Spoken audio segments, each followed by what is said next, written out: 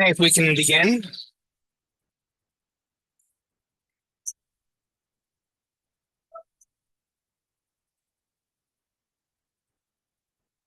Welcome to CEC Community Education Council 2.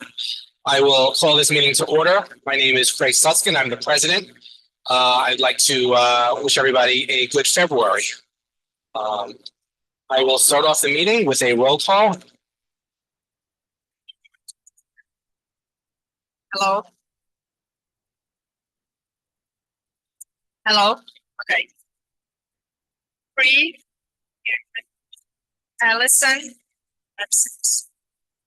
Daniela here. Gavin. Here. Charles. Absent. Paul. Absent. Sonal. Here. Jessica. Here. Sarah. Sabina. Absent. Glenn. Craig here. Here. Lila. Alexandra. Okay. Excellent. Oh, on her way. Okay. We'll know what you guys here. Yes. Okay. I want to thank everybody for coming in. I'd like to start off the meeting by asking for civility to one another and respect towards one another. I do this each month. I realize this is something I do speak of each month, but I'm going to ask once again, implore everybody to show respect when others are speaking. And this goes both ways. I'm going to ask council members and the audience to respect and listen to each other. I will also ask members of the audience to let others be heard. Everyone has the right not only to speak, but also to be heard. Please no heckling, please no profanity. We have students here and potentially students listening at home. You don't have to agree or disagree to or even listen to other people, but everyone does have a right to speak their mind on issues that are important to them. I will also ask that comments in the chat be kept respectful as well. Over the last few meetings, we've noticed some vicious back and forth, and that should not happen either. So if that continues, we do reserve the right to shut off the chat function. So moving along to that, I am going to go to the presentation of resolutions. So we're going to start off. Give me 1 second. Okay.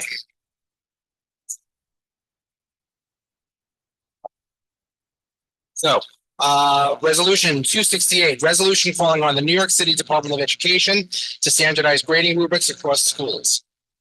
I'm going to speak on that. This resolution highlights that different schools and different districts have a very disparate way of grading, and this becomes problematic, especially in years that grades are used for admissions screen programs. For example, 7th grade, which gets used for high school admissions. We acknowledge there is no perfect solution here because grades do have subjectivity in them. Teachers have different standards. We've all had hard, quote unquote, graders versus easy graders. However, different schools have actual different policies. For example, we have found that in some schools, students are allowed to retake tests to boost their grades. And within those schools, some retakes count, some don't. Others, students are allowed extra credit to boost their grades. Other schools don't provide any of that. We've also heard from parents that with no recognition for honors classes, there are students who forego honors classes simply to avoid the higher standards in an attempt to game the system to attain higher grades. I'm going to be honest, this isn't a resolution with an absolute solution because there are so many permutations, but there is an inherent inequity when schools have basic policies that are in conflict with each other. And this is not a D2 issue, it's a citywide issue. So we asked the DOE to put together a group to study the issue and come up with some uniform policies, as uniform as they can be on these topics. And this might include bringing in objective measures on admissions, but this resolution is not about admissions criteria. Again, we know there's not going to be a perfect answer. Different schools have different ethoses. I believe school in the future is more project-based, so their grading would be different than, for example, Lab Middle. We get that. We're just asking for the DOE to look at this issue and try make an attempt to norm this out. Next resolution is resolution 269, resolution to affirm CEC2 support of NYCPS's guidelines to support transgender and gender expansive students and rescind resolution 248. Would anybody like to speak on this resolution? Yes, I'd like to speak. There's a microphone. Hello, can you hear me? Okay. Thank you. So let me just say that You know, you brought this resolution before this, not a lot more to say, but I would like to say that resolution 248, I believe must be rescinded. And I will keep introducing a resolution to rescind it and keep speaking out against it every month for the rest of this term. Every month. Because resolution 248 was wrong then, and it's wrong now. There's nothing neutral about it. There's nothing neutral about a review committee being convened to decide whether some kids can hold on to the rights they have or not. And this is not about safety. You don't need an evolutionary biologist on a committee, which is what resolution 248 asks for, to decide whether kids can safely play on the same basketball team. After all this time, it's really amazing to me that this council does not realize the depth of harm it has caused to our community by trying to chip away at the rights of one group of already marginalized students. I know many of my fellow council members are sick of this and they just want it to go away. You know, wouldn't it be great if families of cisgender students and families of transgender students could all just come here and talk about the ELA curriculum and grading rubrics and state math test scores and school lunches and fair student funding and not talk about who gets to play on what team? Don't you think that the families of transgender students want to talk about all those things that the families of cisgender students take for granted that they can come here and talk about? They should be able to do that.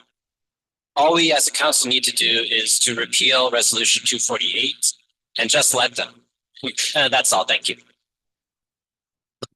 Thank you. The next resolution is resolution number 270.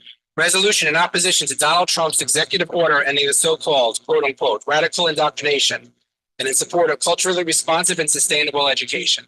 Would anybody like to speak on that? Go ahead. So I think many of us are familiar with the executive order issued by the Trump administration on January 29th.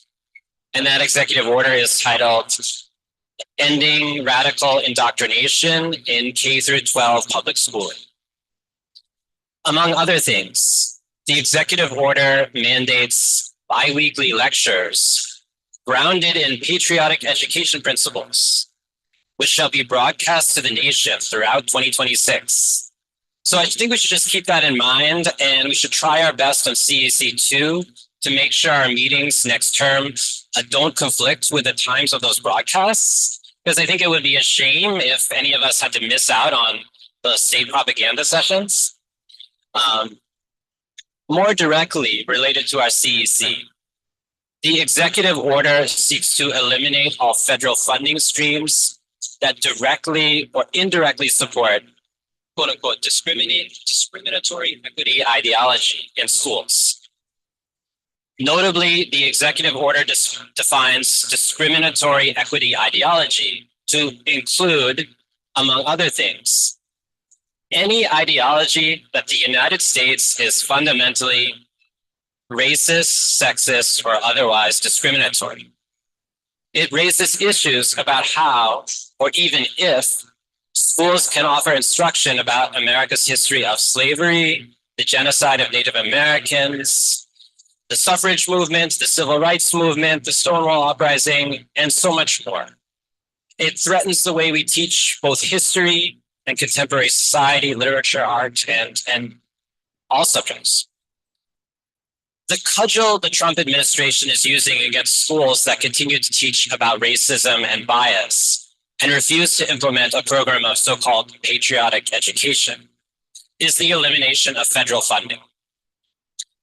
Some people might say that this is an empty threat, that it's just symbolism, because most of New York City public school funding comes from the state and not from the federal government.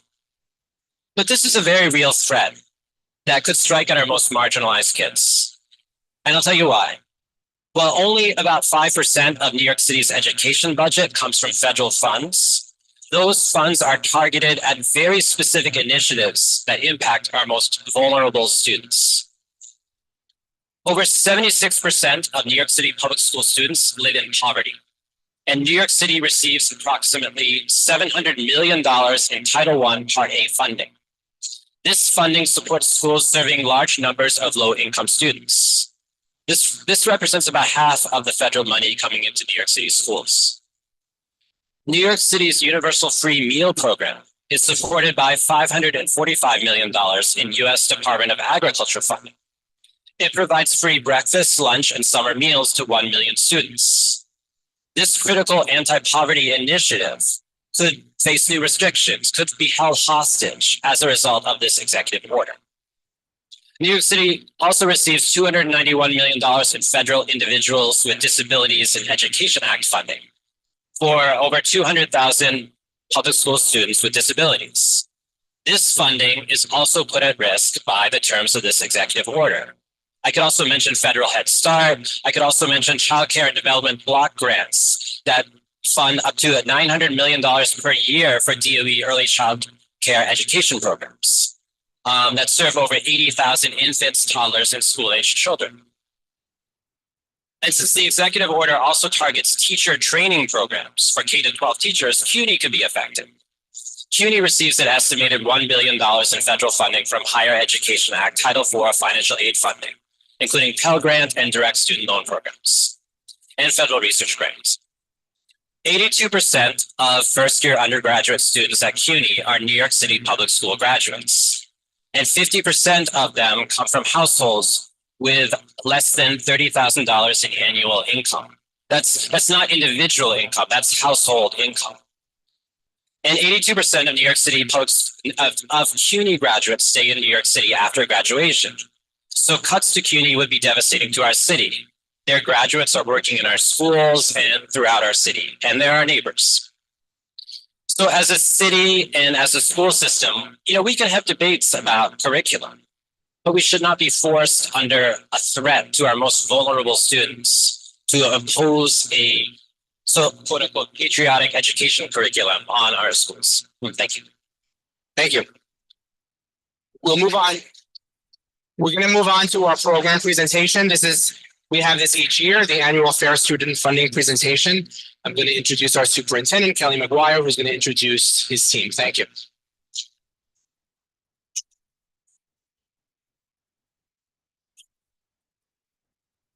Check. Good. Okay. No. Good evening, council and members of the community and team from the Manhattan Borough and District 2. My name is Kelly McGuire, and every year we report on the funding of schools, the fair student funding formulas that impact how schools are funded. And tonight, I am joined by our Director of Budget, Natasha Angus, and Senior Director of Finance, Jonathan Trejo, as well as our Deputy Superintendent, Kelly Shannon. Sure. Check. Better. A little better. Okay. Double mic. Okay, I'll do my best. Yeah. Okay. Every spring, the Panel for Education Policy votes on the New York City Public Schools budget allocation formula for the following school year, which is called Fair Student Funding. In preparation for this event, superintendents and borough-based support staff from New York City Public Schools proposed Fair Student Funding budget allocations for FY 2025 to all community and citywide education councils. The purpose of today's presentation is to review New York City Public Schools budget and allocation formula, review fair student funding and the weights for the fiscal year 2026, which aligns with the 2025-2026 school year. This presentation reflects our continued approach in how New York City Public Schools is conducting community engagement around our school budgets as it relates to the fair student funding formula. Our goal is to increase our transparency and ensuring that you, as critical community stakeholders, are made aware of how schools are funded and made aware of the resources available to you to better understand your school budgets. I appreciate your joining the meeting today, and we'll dive into this presentation now. On to slide 2. There we go. Today I'm going to be discussing three main topics: an overview of this year's overall New York City Public Schools budget, a detailed explanation of the Fair Student Funding formula, and a walkthrough of new web pages created to increase budget transparency. If you have questions during the presentation, please direct them to the chat if we're on Zoom, or to budgetpubliccomments@schools.nyc.gov. Additionally, the intention of this session is to collect public comments on the formula for the upcoming school year. We ask that you have specific feedback on the weights for Fair Student Funding formula, that you please send your comments to that email. Again, budgetpubliccomments@schools.nyc.gov. Our New York City Public Schools team will take public comments received at this email address into consideration in the coming weeks.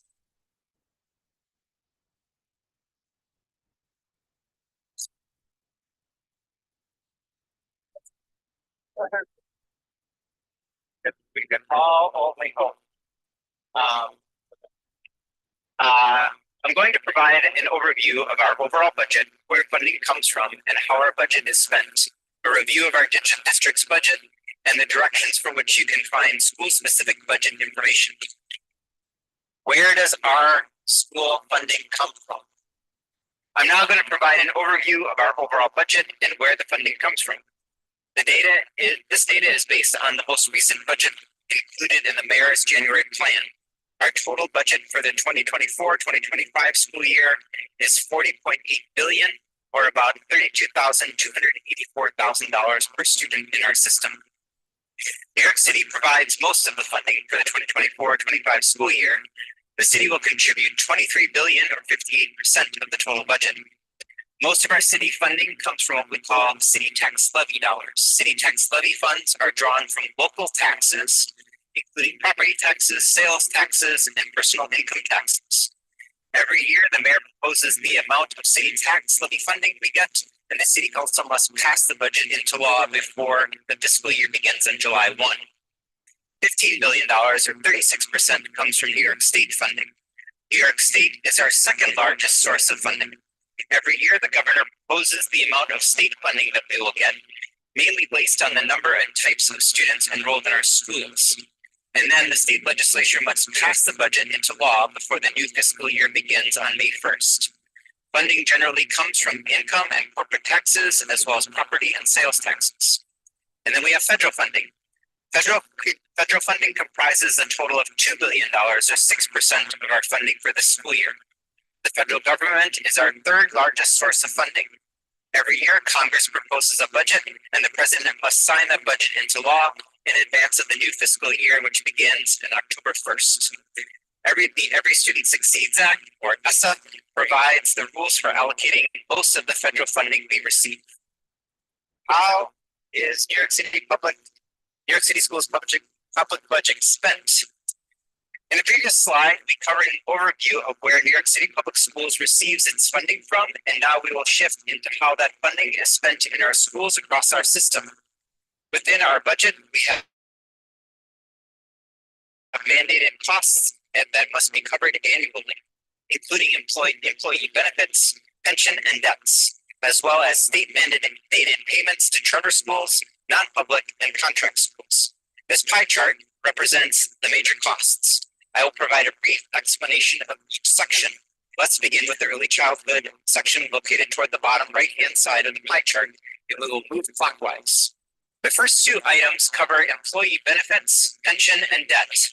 This $11.4 billion pays for healthcare and employee benefits, pension payments for staff, debt payments on loans for school construction and upgrades. Charters. We allocate 8%, or $3.3 billion for charter schools as mandated by state law.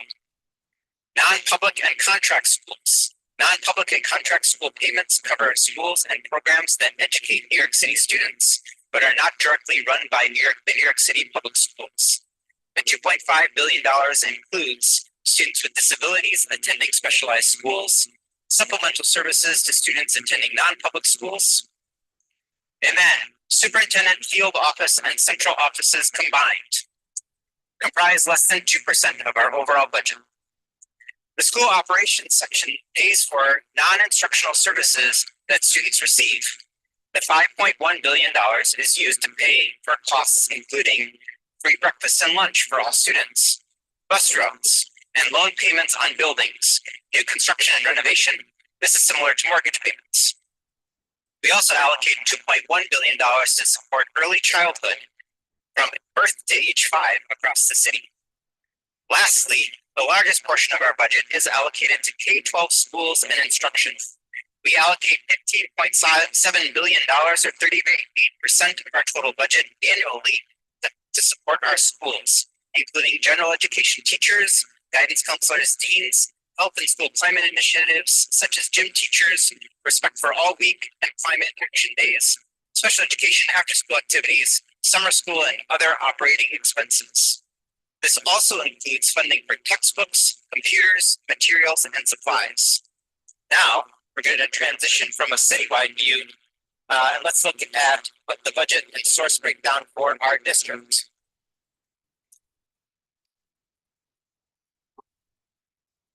The District 2, and just to be clear, this is the geographic District 2, not District 2 under just our superintendency. But as you can see in District 2, we have $1 billion budget across 118 elementary, middle, and high schools, serving almost 54,000 students.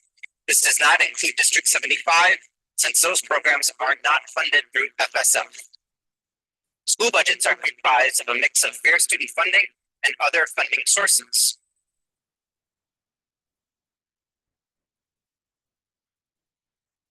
Where can I find information about my own school's budget? We have reviewed our overall New York City Public Schools budget and our district budget. During this presentation, I will not be reviewing individual school budgets. Those are available on our public website. This slide shows you the steps you can find that you can take to find school budgets from our home page.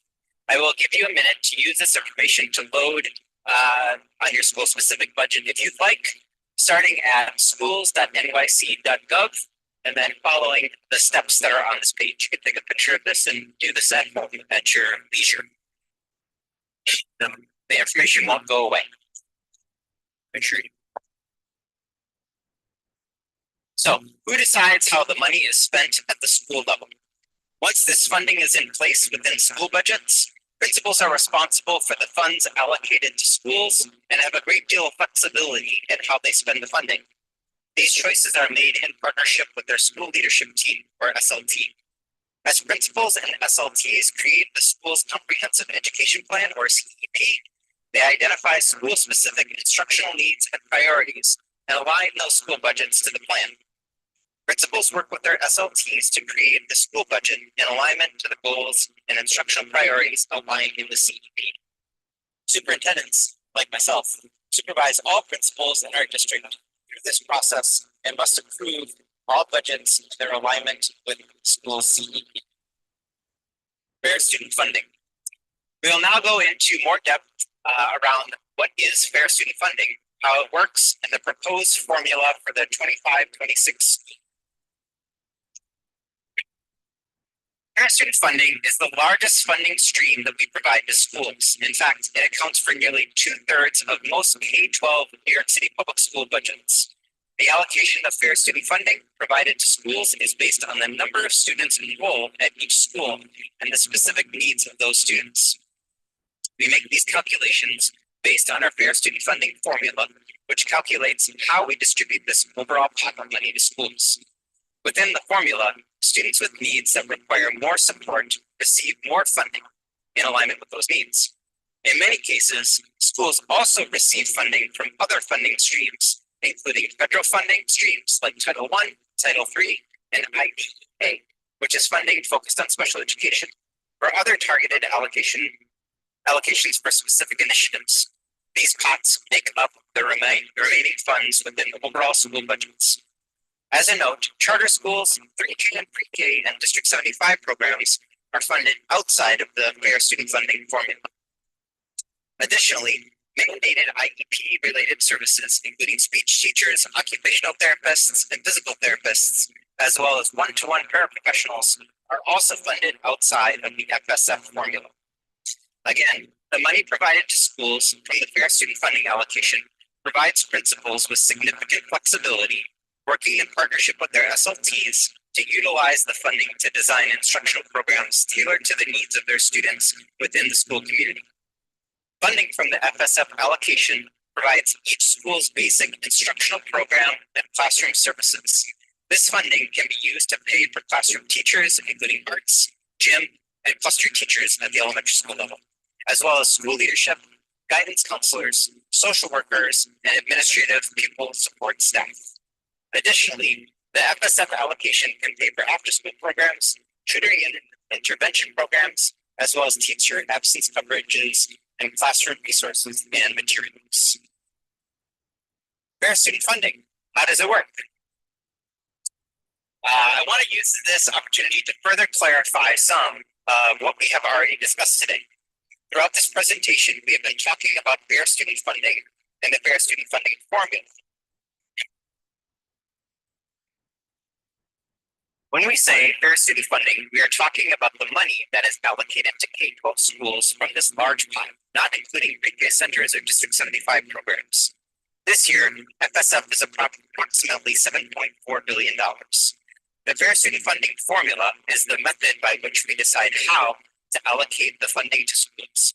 This slide outlines the formula and how we utilize the formula to calculate the total amount of fair student funding that each school receives. Now I'm going to walk you through how we will utilize the formula to determine how much fair student funding each school receives and how we determine that specific dollar amount. Each school receives a foundational amount which is provided to every school, regardless of the number of students that the school serves. This covers per school overhead costs, such as the principal and school secretary, but can be used for any purpose. We then fully fund the costs of the collectively bargained salary increases for staff and other personnel costs.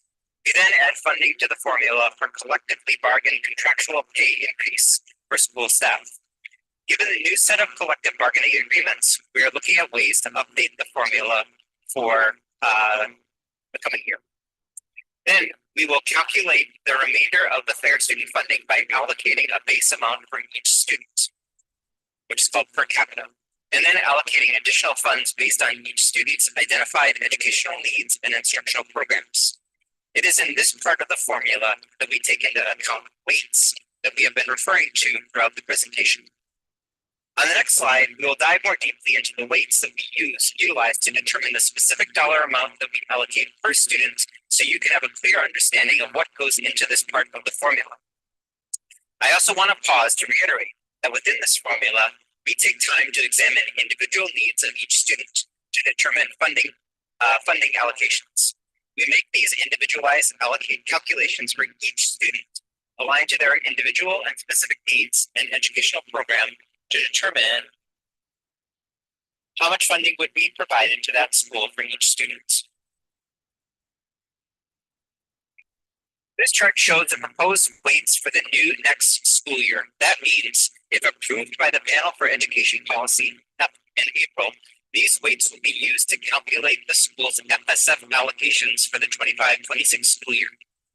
This slide displays the FSF weights for the current school year, 24-25, which are proposed to be maintained for the 25-26 school year. Here you can see the different types of weights that students can be eligible to receive based on their instructional needs or academic programs. Now, to more deeply understand the weights that we use to calculate the last part of the formula from the previous slide, the number of students per FSF category and their FSF weighted needs. Each student's weighted need is determined by the FSF formula. Now I'll explain the different weights on this slide. For 24-25, the base weight of 1 was equal to approximately $4,254 per capita per student. This per capita adjusted annually to reflect changes to the citywide average teacher salary. The basic grade weight is allocated to schools for all students on their audited October 31st register and is calculated by considering instructional programming requirements by students' grade level within the district distinct weights for kindergarten through 5th grade, 6th through 8th grade, and 9th through 12th grade. Funding for academic intervention services is determined by student academic performance when a student enters a school using test scores from their prior year. For schools where students do not have incoming test scores in the lower grades, such as before students begin taking tests, or if they don't have prior test scores, we provide funding based on a student's poverty level. Funding for special education is determined by the percentage of time students spend receiving special education services. For example, we have one weight for students receiving services for less than 20% of their week, funding that is called low intensity of services, another weight for funding receiving part-time services up to 59% of their week or moderate intensity of services, and the final weight for students receiving more than 60% of their time receiving special education services, distinguished by the majority of service time, which is less inclusive, special class, or more inclusive integrated co-teaching. These special education weights are then broken out by student grade level with the specific weight, value determined by the cost of providing the instructional program. We also provide supplemental funding that supports students who have been declassified as special education students. This funding supports students in their first year transitioning out of special education services through the post-IEP transitional support weight. Funding for English language learners is allocated based on student grade level, reflecting mandated instructional services, including bilingual and ENL instructional programming. Additionally, we have weights for former Ls who have achieved proficiency within the last 2 years, as indicated on the state designated term commanding. They are designated as commanding as per the state. We also provide funding for Ls with students with interrupted formal education or SIFE status. Students with this classification receive their respective L weight in addition to the SIFE weight. We also have another category of weights for portfolio high schools. These weights are provided to schools based on the number of students who are involved in these academic programs within each high school. Career and technical education weights have different tiers based on the type of career preparation programs. Programs that require more resources such as nursing, agriculture, veterinary, aviation technology, automotive, culinary skills, etc. They require industry-specific equipment, higher levels of consumable supplies and materials, student internship requirements that are integral to the program of study, and they are highly specialized and ongoing for industry training for teachers. They have higher weights of support to support that instructional program. There are also separate weights for students in specialized academic or specialized audition schools and for students attending transfer schools. The transfer school weight is broken into 2 tiers based on students' age and credit accumulation. Transfer school students who are further behind in credits at the time of admission receive a higher weight. Only students attending high schools are eligible for these weights. Funding for students in temporary housing provides additional support to schools enrolling students in temporary housing. This has an impact on our asylum-seeking families who are living in temporary housing, providing additional resources to the schools enrolling STH population. Funding for the concentration of needs weight provides additional funding to schools with high populations of students with significant needs. Research shows that schools that serve higher concentrations of students with high needs require additional resources to provide robust education and appropriate resources and supports to their students. The concentration weight includes factors for the proportion of students who are in poverty, students with disabilities, students who are in temporary housing, students residing in foster care, English language learners, and students with low performance as key indicators of concentration of weight. The 25-26 FSF weights are unchanged from the proposed FSF 25-26 weights are unchanged from the current school year. How the FSF weights work if the per capita were $1. We just took a look at all of the weights that students could be eligible to receive within the fair student funding allocation. I also shared that we are calculating this formula for each school. We take into account the instructional needs of each individual student within the school as we determine the school's overall budget allocation. In this slide, we will take a look at how each student's allocation is determined. The different types of weights are indicated by color on the right side of the slide. In order to determine the weight for each student, we evaluate their eligibility for the weight based on data in the New York City Public School system that store key information about students. Now we are going to walk you through the process for how a fair student funding formula would be allocated for two students, Ava and Miles, through the fair student funding formula. Ava and Miles are two students who attended a school in our district. Ava is a second grader and Miles is a sixth grader. The orange section shows the grade weight that they first received. Because Ava is a second grade student, he is entitled to K5 grade weight of 1. Again, shown on the left graph in this is in orange. Since Miles is a sixth grader, he is entitled to the grade weight of 1.08. If they were a high school student, they would receive a weight of 1.03. The navy blue section shows the special education weight. Both students are students with disabilities requiring special education classroom instructional services of special education teacher support services, special class or integrated co-teaching. Ava's individualized education program states that more than 60% of Ava's instructional program to be spent in an ICT setting. Therefore, Ava is entitled to the full-time, more inclusive special education weight of 1.74, shown in the navy blue on the left. Miles' individualized education program requires less than 20% of Miles' instructional program to be in an IEP setting. Therefore, Miles is entitled to less than 20% of low-intensity special education weight of 0.56, shown in blue on the right. Both Ava and Miles are classified as English language learners, shown in yellow. Ava is an elementary student, former multilingual learner who tested out of L status within the last 2 years. Because New York State requires 2 additional years of English as a new language services for former Ls, Ava is entitled to a K5 ENL weight of 0.13. Miles is also a multilingual learner. Miles is enrolled at a bilingual program at his middle school. The school has appropriately coded Miles as enrolled in a bilingual program in the New York City Public Schools scheduling system. As such, Miles is entitled to the 6 through 8 bilingual weight of 0.55. Both Ava and Miles are entitled to academic intervention services weight shown in red.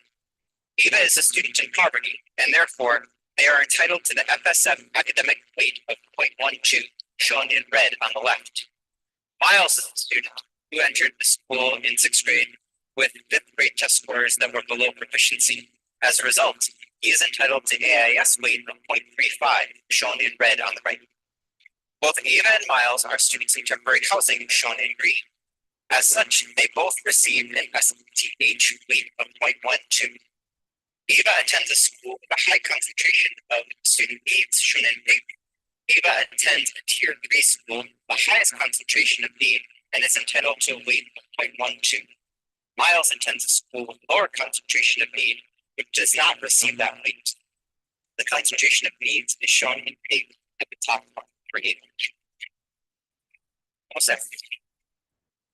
When you all add up all the pieces together, Ava's allocation with FSF formula would total a weight of 3.23, while Miles' allocation is 2.66.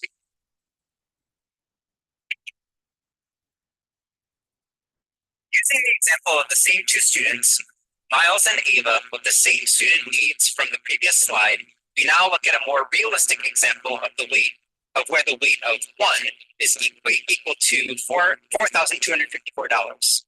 Ava's weight of 3.23 is equal to $13,742, while Miles's weight of 2.66 is equal to approximately $11,317 under the FSF formula. More information is available online about fair student funding and school budgets. You can find the following online at New York City Public Schools Info Hub under Reports. Detailed information about each school and every school's budget allocation in the form of School Allocation Memoranda or SAMs, and a summary of each school's total fair student funding budget along with student and staff counts. A programmatic guide to fair student funding, as well as how the fair student funding allocation is calculated for each school. You can find the following online on each individual school webpage under reports, then budget and finances. Detailed information about the school's budget based on different types of funding schools receive, and detailed information as to how the principal has budgeted for the school year, including the number of staff positions and other planned spending. Improving budgetary transparency with the new fair student funding school web pages. This is a new look and feel to the FSF school budget web pages. We see a more streamlined look and feel. The dollars up to top with register and associated dollars down below. Beginning of the year, mid-year changes, and final amounts for each school year all on one page.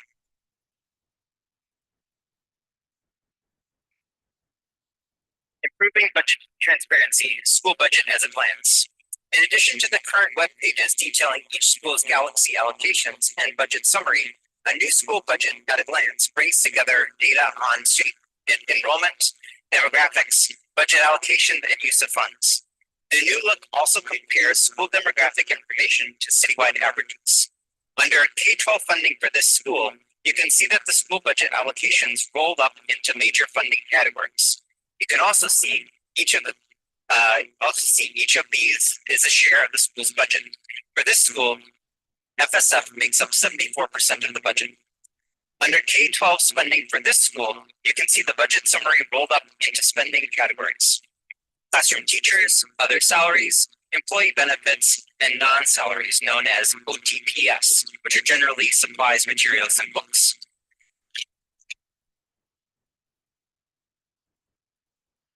All public comments will be reviewed by New York City Public School teams. Public questions and comments related to the fair student funding formula will be posted on the Panel for Education Policy website.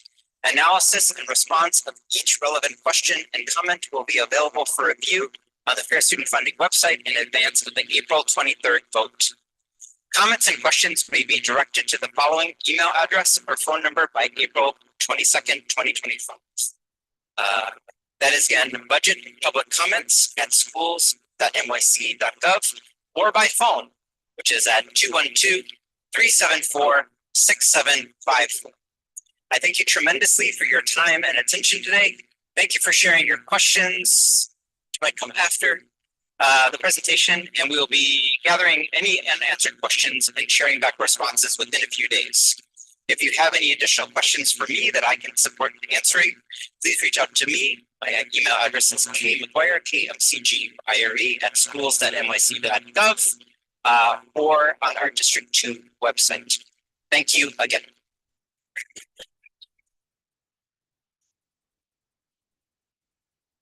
I have questions.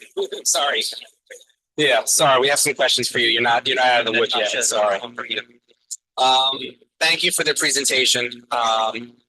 I'll start off with a couple of questions and then I'll turn it over to my colleagues.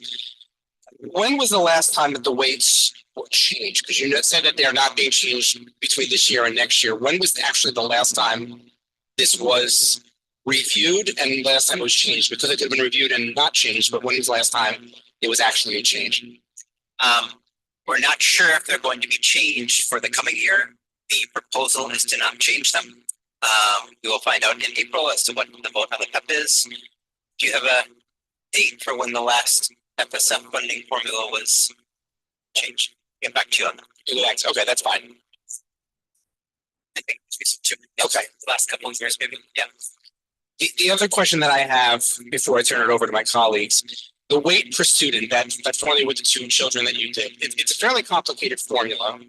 In theory, a computer can calculate it out for every kid and it will be right. However, and I mean no offense to your colleagues at the Department of Education, I don't have faith that everything is done the way it should be. It's complicated formulas. You have thousands and thousands of kids, almost 900,000 kids. Is that data, is that feed ever audited to make sure that child number one is with 13 different weights is actually getting the right weights, getting all of them or not getting too many of them? How is that audited? And you may not know that, that might be another, I'll get back to you. I'll say two things about it, and then if you want to add anything else to it. One, I will say that from the perspective of superintendent working with principals, there are several different periods along the timeline of schools receiving their budget in which these numbers are calculated. Our schools just completed a register projection for the coming year. And that's kind of like step number one that gives us a bit of a prediction and a bit of a look into not just how many kids are going to be in the school for the coming year, but what that budget connected to those kids might look like. Budgets also come out then in the spring of the year prior to the coming year. Then schools receive additional reports between the spring and the start of the school year from our budget office that are specifically aligned to the students who are in their schools, and they can request as many of those reports as they like. They're very available and really do help to ensure transparency. We also see a couple of things that happen at the start of the school year when students are enrolled in the school. Again, these are checks on the alignment of the budget to students. We see our budgets change based on students who are enrolling in the school after both before and after that October 31st register.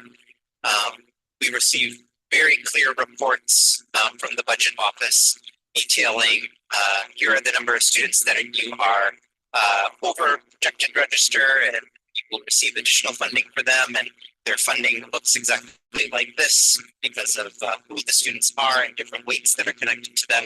So there are quite a few steps that are in place. As an overall audit, is there anything you might like to add to what this might look like from a borough or district or citywide level? I guess say that, you know, as a principal, former principal, our principals are very tuned into what their budgets are and fight for every dollar that we have. And so, yes, and they speak to them quite a bit.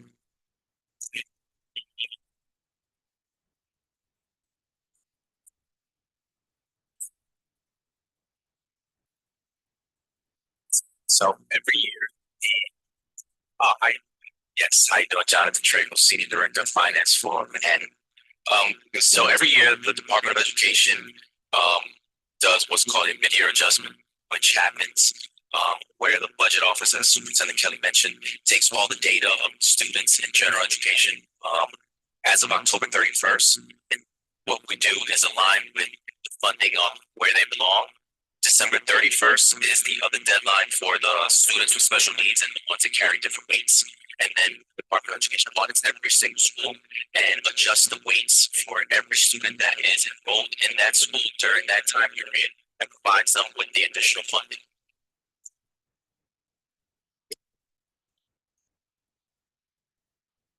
I have one question. You mentioned here about the number of students, right? That is a part of the formula as well. But my understanding is that since COVID, we have not adjusted school budgets based on enrollment because some schools had such huge drop in enrollments. And I know it was a big fight at City Council this year, and they said again that they would not adjust. And so my understanding is that number of students actually does not impact here because we have schools that have lost like 50% of enrollment and they still have the same budget that they had 5 years ago. So is that confirmed that there is no adjustment based on enrollment?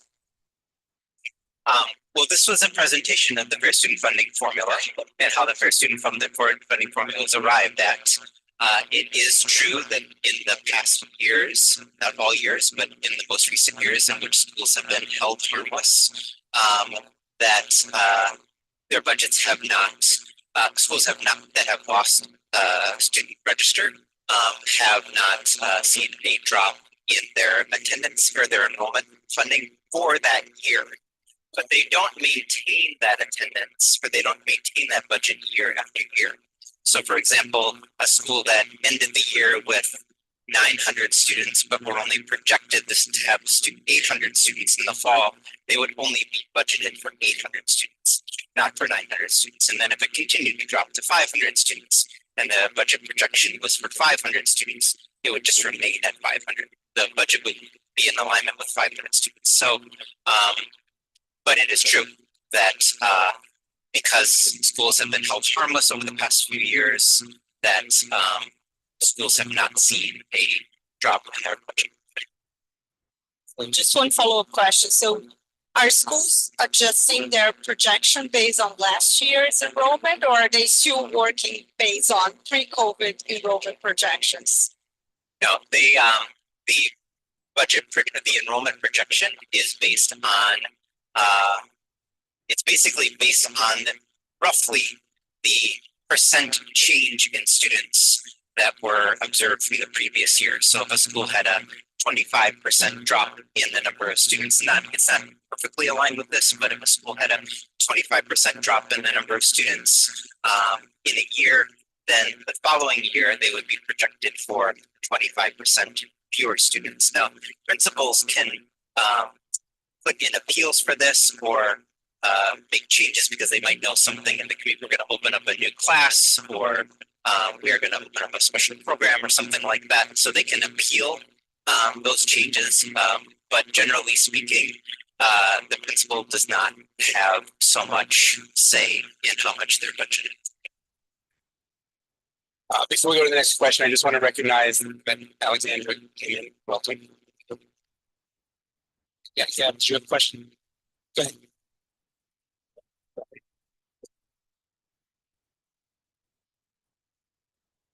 So much for all this information. I was wondering, how could we, and I know I had brought it up before too, how can we support schools that go above and beyond, right? What about for merit? They're teachers, as a previous teacher myself, you know, work hard with the students, and I agree, like kids with IEP, schools that below standard grade, they also need additional funding, definitely, because you have to work harder. But what about schools that are way above the standard? How are we supporting our kind of, you know, right, like awarding them for all their extra? Yeah, the legislation around that kind of decision making is definitely at the city, state, and state level. We have seen, you know, over the 25 years or whatever, 30 years almost that I've been in education, I have seen that happen in different ways, but currently that is not the case.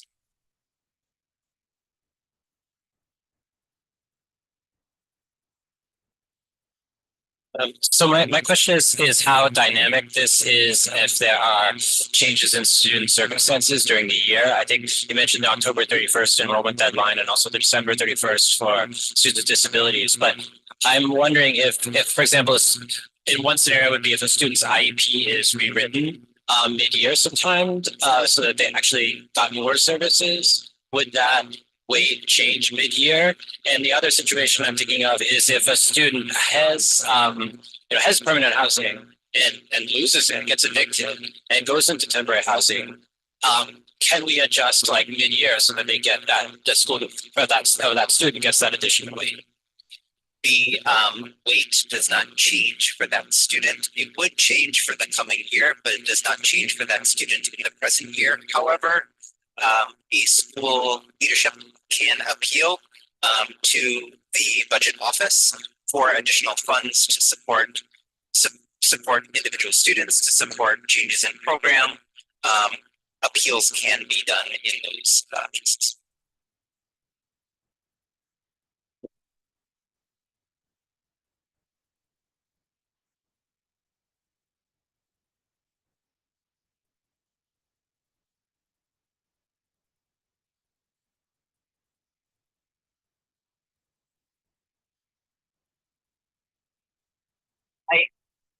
Usually when appeals need to be made on behalf of supports for individual students or additions of programs, the timeline is pretty quick.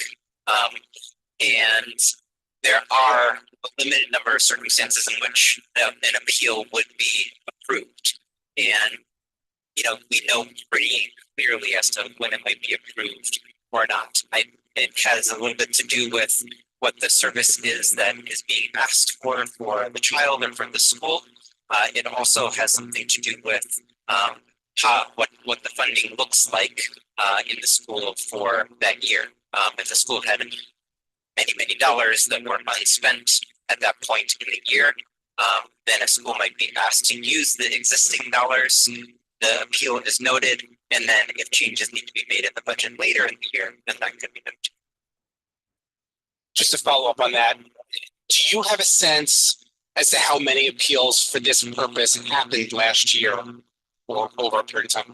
And how many were granted or presented? And I'm not looking for exact numbers, but like, is this something that becomes a monumental task for the school to get accomplished? Or is it, hey, this makes sense, let's just get it done, and it's really more fulfilling?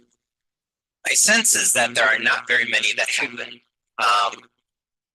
But when they happen, they're kind of a big deal. So it always feels like a big thing. It's very important to the school or to the child and family and teachers, principal. What would any grounds for denial be? It would not necessarily be a denial. It would be more of not right now, because you principal currently have funding in your budget to pay for this service.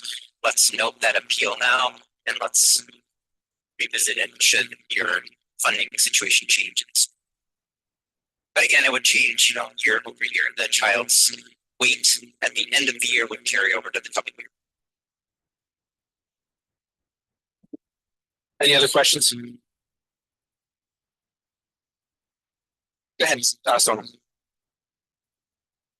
So looking at the weights, I'm just curious, the weight for students in temporary housing seems very low.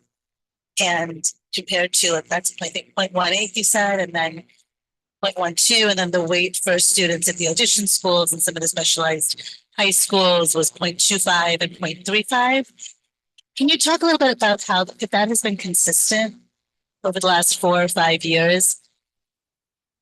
It's okay. I think I got the numbers right. I think it was 0.12 for students temporary housing, and then 0.25 and 0.35. Maybe this addresses a little bit of what I think Priya was asking, because it was a little bit hard to hear on this side. I think she might have been wondering whether students who are performing perhaps above grade level should somehow get additional funding. Was that the crux of her?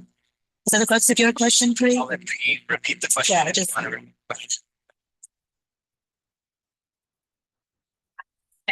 For schools with students that, yes. How can we, like you mentioned, that other schools do support, other districts do support when students perform above the standards, when the teachers work also very hard with them, how are we rewarding those students and schools? That was my question. I think the answer was a fair student funding formula does not allow for rewarding performance. Is that the answer that you? It is not built into Yes, okay, which of course makes sense. And then with respect to the weights and how they're allocated, have there been any adjustments up and down over the last 4 or 5 years, or is what we're voting on soon kind of the end result of changes that have occurred over the last? We can definitely get the specifics on allocation changes. I'm almost positive that in the most recent FSF change that there was a higher weight attached to students in temporary housing, but I can't say how much.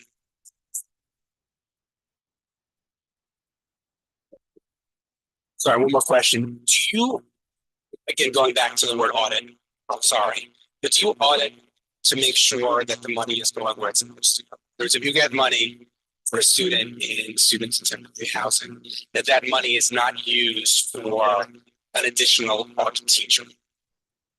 How could you talk? Can you talk about that? Oh yeah, and introduce yourself also, please. Tell us who you are.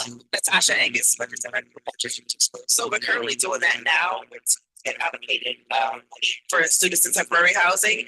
That money is being monitored like currently to make sure that students are utilizing that funding for those students and for that population. And then the schools know that you can utilize that funds on something it's not supposed to, you have to use it for that specific purpose. So definitely is.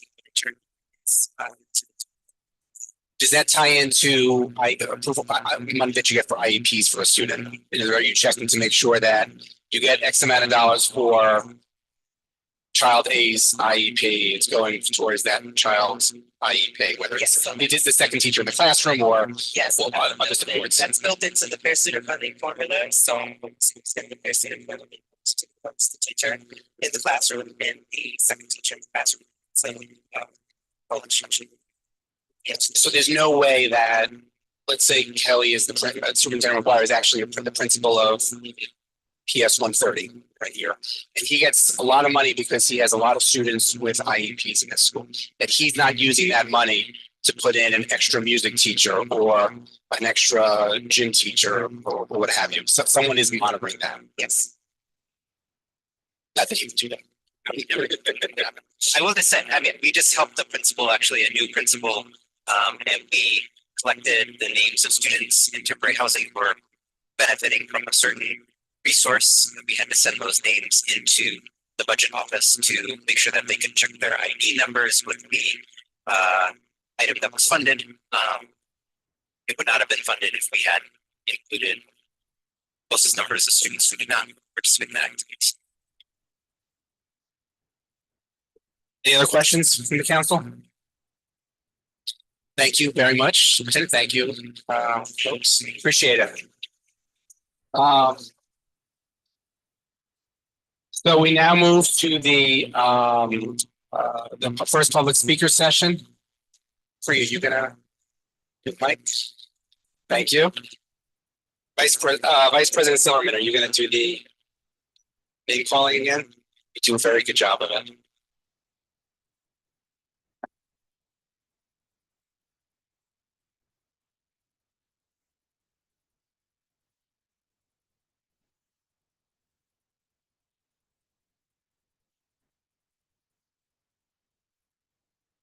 First, I'm going to give the disclaimer that the handwriting is not great on a lot of these names. I'm also not great with pronunciations. I apologize if I'm going to try to keep this as neutral as possible. So the first speaker we have is Annalise Shantz. And right after that, we have Kerry Keenan.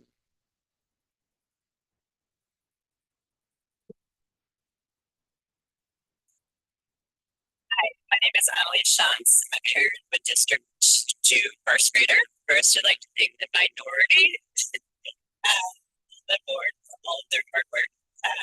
It's clear that the usual majority continue wasting everyone's time just looking into backwards policies that will only lead to creepy weirdos looking at our kids' underwear.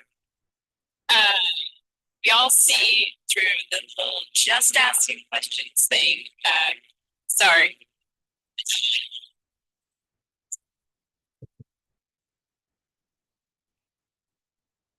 We all see through the just asking questions thing. You're creepy. I don't want you around my kid. I don't want you around any children. Looking at you guys. If you get reelected, are you just going to use this to like ask questions about vaccines? Absolutely not. Since the majority of you, because there's the majority of you clearly don't have the capacity to stop being awful, I'm looking forward to voting you.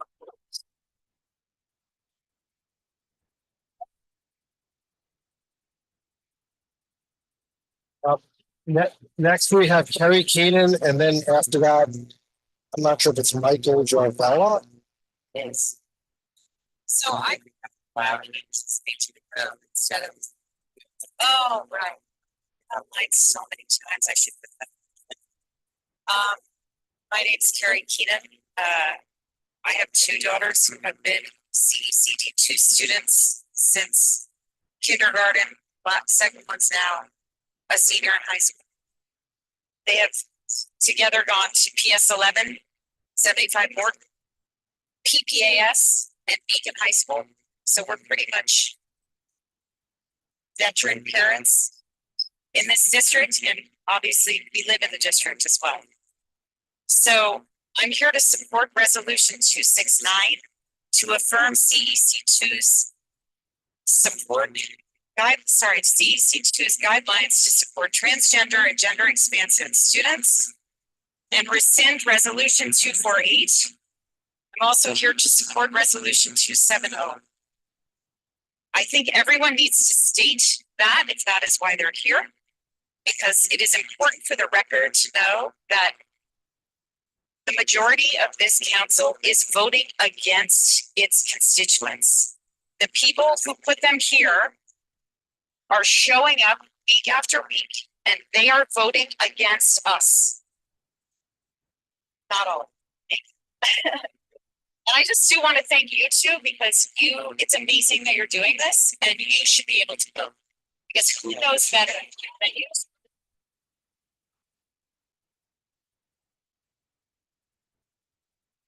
Sure, I'm gonna go over my time, so I'm trying to figure out what's the most important thing.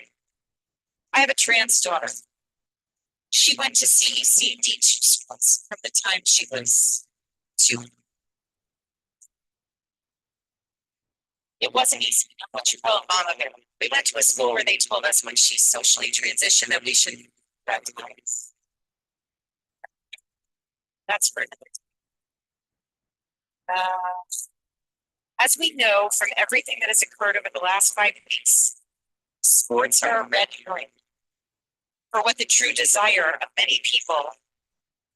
And you can see it now every day, and it's killing. I mean, it's literally killing people. I'm wrapping up. I went right to my next paragraph. To erase transgender individuals. And you ask all the time, what's the harm in having a conversation? Now you know. Now you know.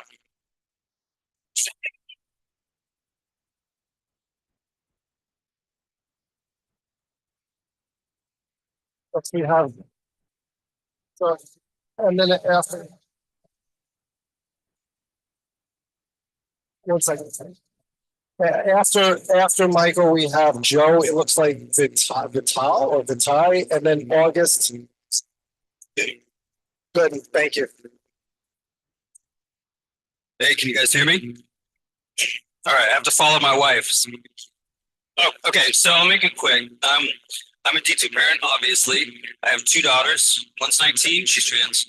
One is 17, she's not.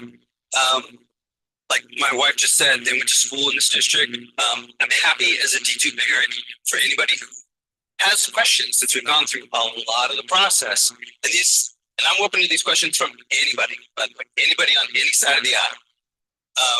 If you have a question, I'm happy to answer it, because what I can tell you is that none of my kids' friends have ever, which is why I'm in support of 269 and 270. There's no such thing as indoctrination. All these kids want to do is be left alone.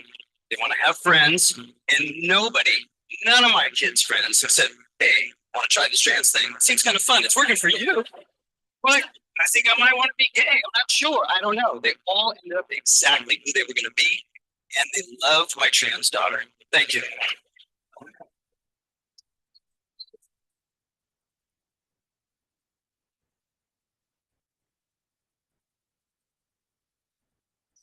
Joe Vital.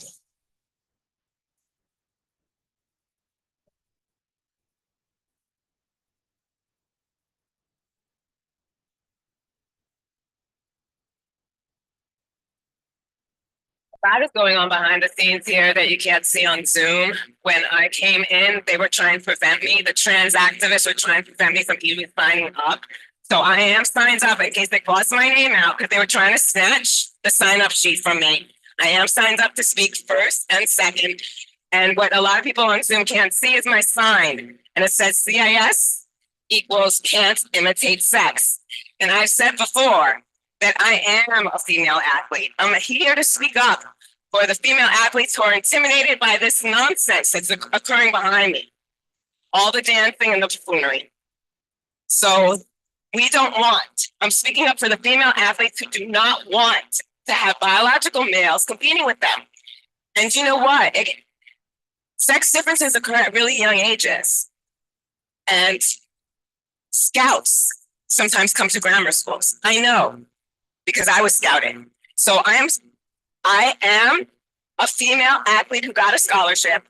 I am a female athlete who got sponsorship. Excuse me, can I just ask, could you kind of take a step back? I think you have a big telephoto lens. I'm sure you can step a few feet back. Please don't get too close to the speaker. Thank you. At the last meeting, you had Charles Love here, and he was trying to call out Gavin over there at the end of the table for his racism. Because what Gavin tries to do is artificially inflate the numbers of people who agree with him. When he talks about community, he's only talking about a specific part of the community. And then he tries to pretend that he's going to pull out the civil rights movement, and he can't even answer the one question that Charles Love, the only Black man here who isn't here today, was asking him. And he's a racist. And I hope that Sonal Patel doesn't continue to be his kind of lapdog and find some real vulva power because he's just using you. What's going on is that they're pathologizing puberty. And behind me, there's a bunch of virtue signaling. And I intend to speak in the second time for public speaking in case they did void that. So the next speaker is August Gooden.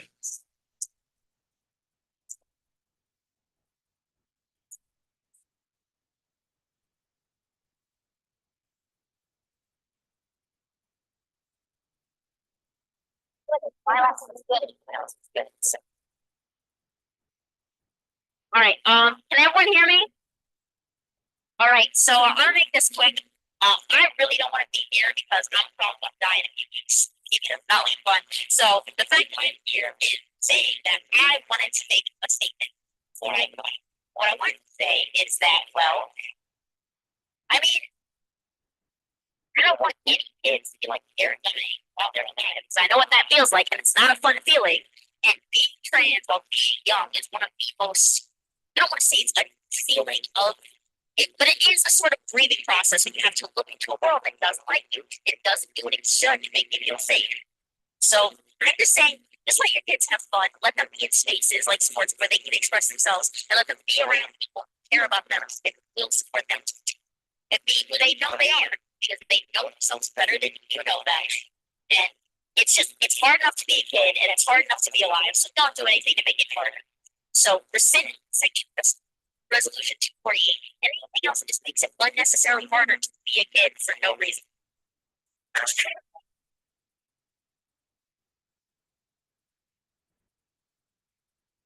August.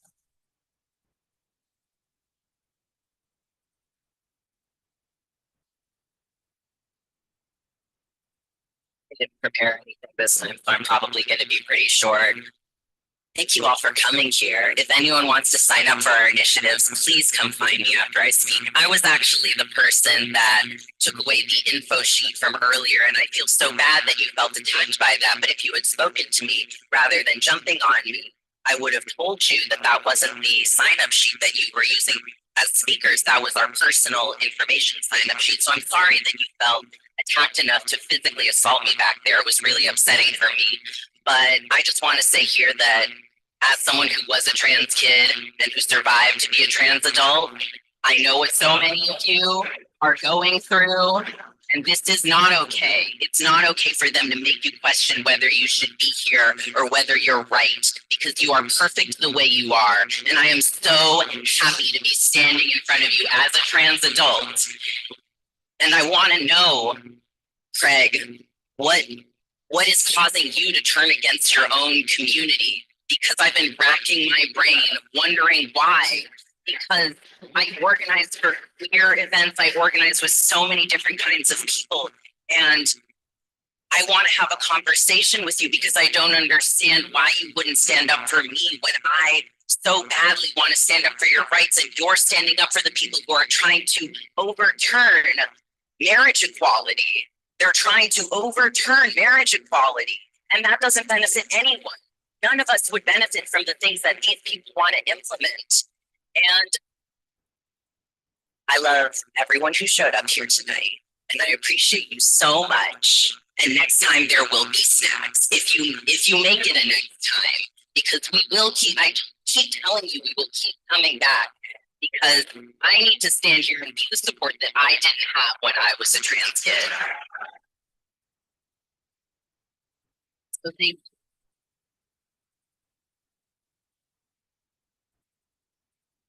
So our next speakers are going to be Alana Daniels, then Annabelle Ruggiero, and then Josie Barrick. If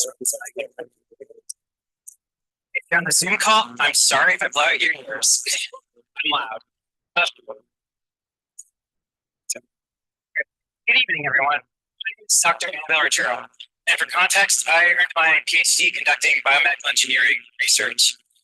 While scientific consensus in all major medical associations are trans-affirming, and meta-analyses of the numerous studies comparing cis and trans athletes after starting HRT are inconclusive, I'd like to discuss the effect of anti-queer laws on regulations on LGBTQ youth. There's a litany of research that shows anti-queer laws have a deleterious effect on the mental health of queer youth. I'd like to focus on a specific paper, and I think this is actually cited in 269. State-level anti-transgender laws increased past-year suicide attempts among transgender and non-binary young people in the USA by Lee et al. Was published last year in Nature Human Behavior. They showed a year after a state passes an anti-LGBTQ law, trans and non-binary youth were 7 to 72% more likely to attempt suicide than before the law's passing. They were able to isolate this effect from multiple confounding factors. My takeaway is this. I don't know what you're attempting with Resolution 248, but it reads like a cynical attempt to steep anti-trans sentiment into NYCPS guidelines. Tread carefully if you vote to not rescind it. You may just wake up with and find that you have blood on your hands. Oh, and on 270, teaching about slavery isn't indoctrination. It's the original sin of our country that we have not paid off yet. Not teaching about it is anti-patriotic. Besides, how would you explain away Article 1, Section 2, Clause 3 of the US Constitution? You know, the 3/5 compromise?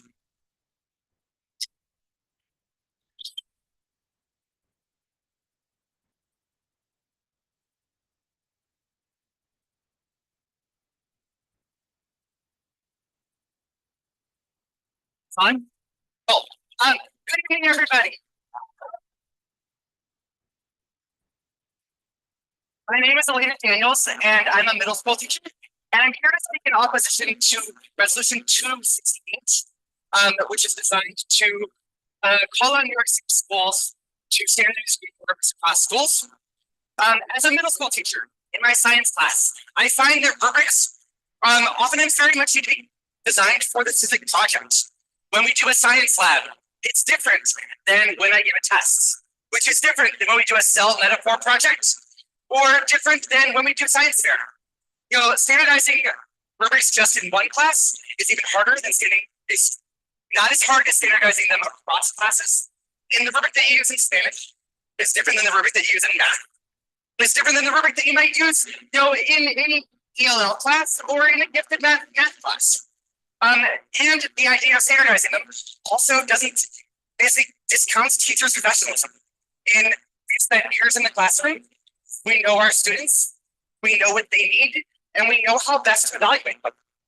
And I understand as a science teacher the goal of trying to have measuring tools that work for everyone, but there's no easy way to have that done from one class to another. And I heard you say earlier, Bree, that you were a teacher. And so I'm curious, like if you were a teacher and someone came into your class and said, here's the grading tool you had to use, whether or not that would feel good. And then lastly, I also want to talk quickly about the funding piece. And I think it's great that we have a fair funding formula that supports students who have additional marginalizations to extra money. And it's an interesting question that you're concerned about students with IEPs and students who are in temporary housing, and making certain the money goes to them rather than going to art class or gym class. And personally, I would like to trust our superintendent and our assistant superintendents that they hire principals who know where the money should go, and that maybe our students who have IEPs could use art class.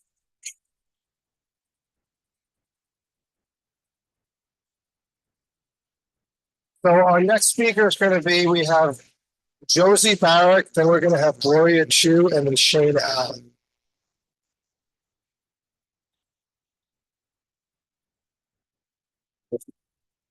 Those names I can talk, they're trying to make their way down.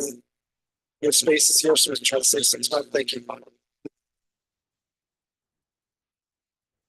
Hi everyone, I'm Josie. Hey, and I'm calling for the council to rescind resolution 248. For about a year, I taught rock climbing to youth ages 5 to 13, both in a gym and outside on actual rock. And yes, a group of 6-year-olds climbing outside can be very, very stressful. But seeing a kiddo overcome their fear, be it 5 feet off the ground or 50 feet off the ground, really never got old. For all the youth and young people listening right now, either here or online, I want you to take a moment to think of a time you overcame a fear. Maybe it was presenting in front of your class, asking someone to be your friend, or trying out a new name. If you want, you can even whisper it to someone next to you. For all the adults, I want you to think of a time you saw a young person overcome a fear, which left a mark on you. Once you think of one, raise your hand and keep it raised. If you thought of a queer or trans kid, keep your hand raised. If you're online and you can't see right now, there are probably 50 hands raised. I want to thank all the trans and queer youth for overcoming your fears and leaving an impression on all these adults, myself included. To the parents of trans kids, thank you for facing your fears and continuing to support your kids.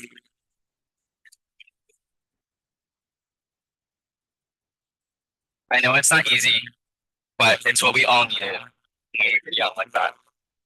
Thank you everyone for continuing to show up to these meetings. I know they're always very fun, but I'm so happy to see this many people here, and I can't wait to be here next one.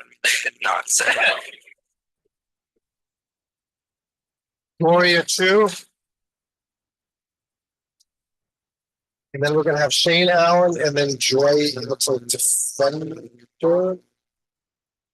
Hi, my name is Gloria. I am a parent of a 5th grader at PS 11, the 7th grader at Baruch Middle School. Neither of them are trans, doesn't matter.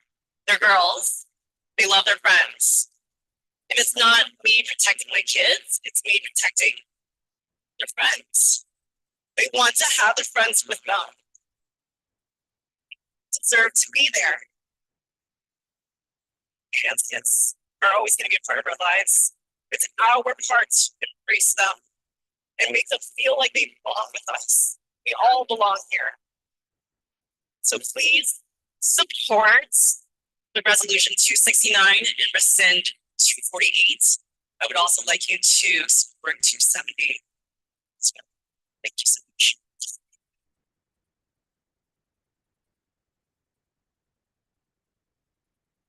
Shane Allen.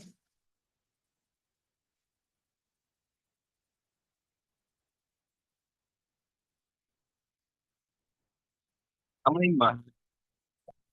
many months have to go by before Maud, who's yet an empty chair, advocates her position here on the board? How many months?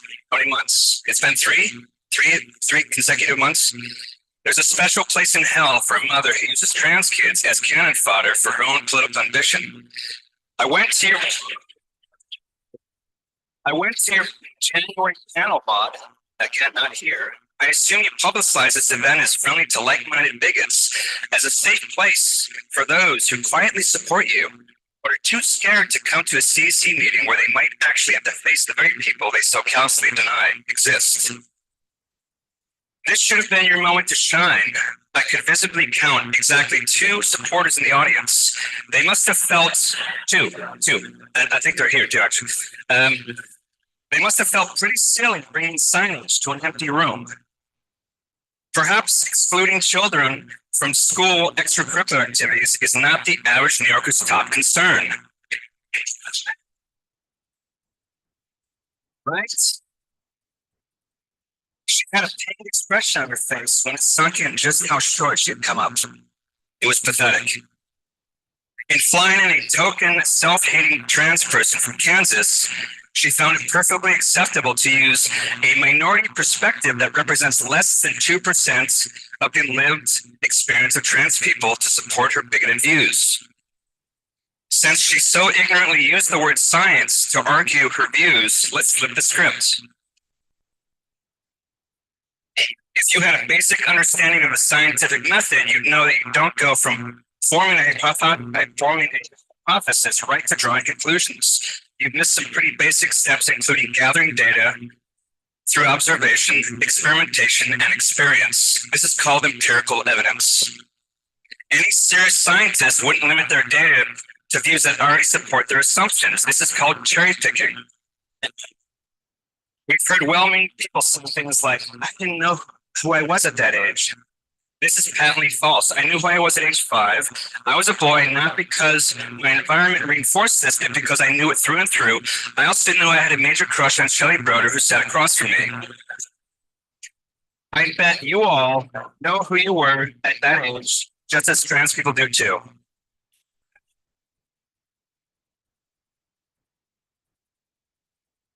Next, we have Joy Defender. And then I have a question. Is the next after Joy we have August Enzer? Is that the same August that spoke before? Different? Okay. Oh, is that?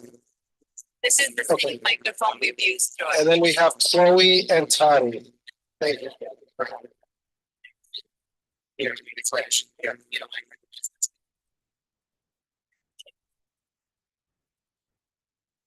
Is it okay if I give up the mic?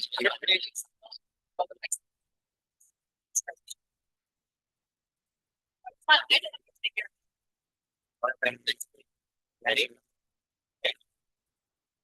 Okay, good evening. I'm here on behalf of my 2 DOE children who are eager for District 2 to join the Chancellor, District 13, families citywide, and in this room calling for policies inclusive of all children. Last month, after a member of this CEC called participation of community members present theatrics driven, I was reminded of the important role that theatrical protest has played in our nation's history. Given its parallels, I thought to tell the story of the ACT UP National Institutes of Health protests of 1990 by excerpting from Washington Post and a YA book called Like a Love Story. Check it out of the library. A silence hovers over us, like our hospitalized friend is walking by our side. I can almost feel him, smell him, hear him. And then I imagined his friend Jimmy walking next to him, and his late partner Jose walking next to Jimmy, and James Baldwin leading us, and Oscar Wilde and Judy Garland. They're all walking with us. When we arrive at the protest, friends tell us that over 1,000 people showed up. It's incredible, an activist said. This turnout will show them how much we care. I want to tell him that even more people are here than he thinks because there are spirits protesting alongside us. Jimmy and his group run towards the entrance holding long poles and then ignite the multicolored smoke grenades. I'm so mesmerized for a moment that I forget to raise my camera up. That's how beautiful it is, how powerful. We've taken symbols of destruction and turned them into symbols of love and hope. A roar went up from protesters as billows of red, yellow, blue, purple, and green smoke filled the air. An Associated Press photo of activists under a cloud of rainbow smoke eventually made it onto the cover of newspapers across the country. The next month, ACT UP could definitively declare a victory. At the 1990 International Conference on AIDS, NIH gave the news that activists, journalists, and people with AIDS would be let into the AIDS clinical trials group, and trials would expand to include women of color, drug users, and children. It was a turning point for both ACT UP and biomedical research. That was 34 years ago. Here we are again. What history will we make here tonight? Thank you, community.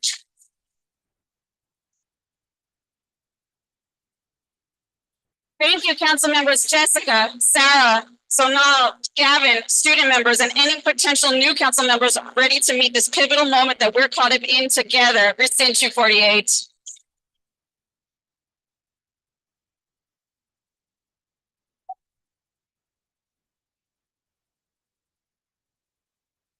So, August, just so we're clear, you went, correct?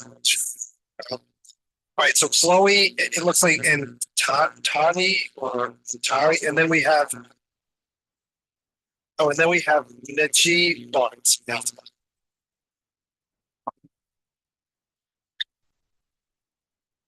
Hello, my name is Chloe Antari. I'm a proud trans woman.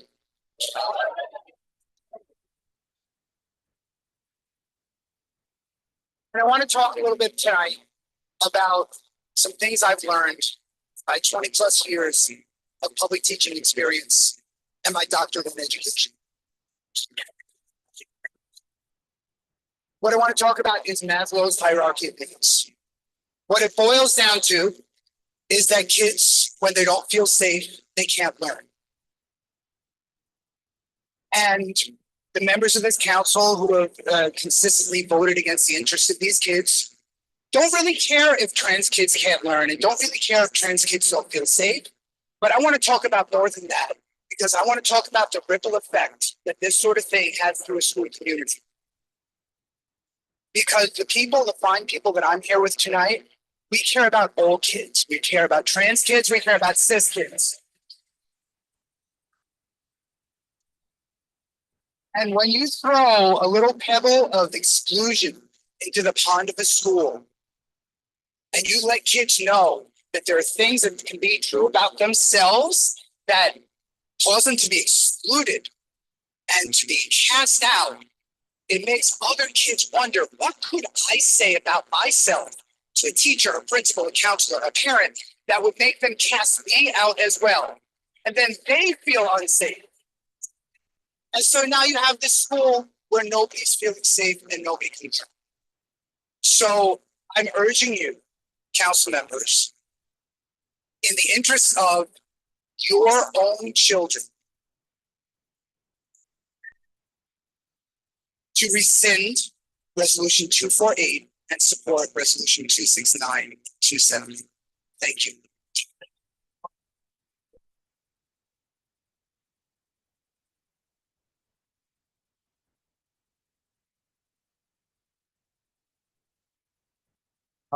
Najee Barnes.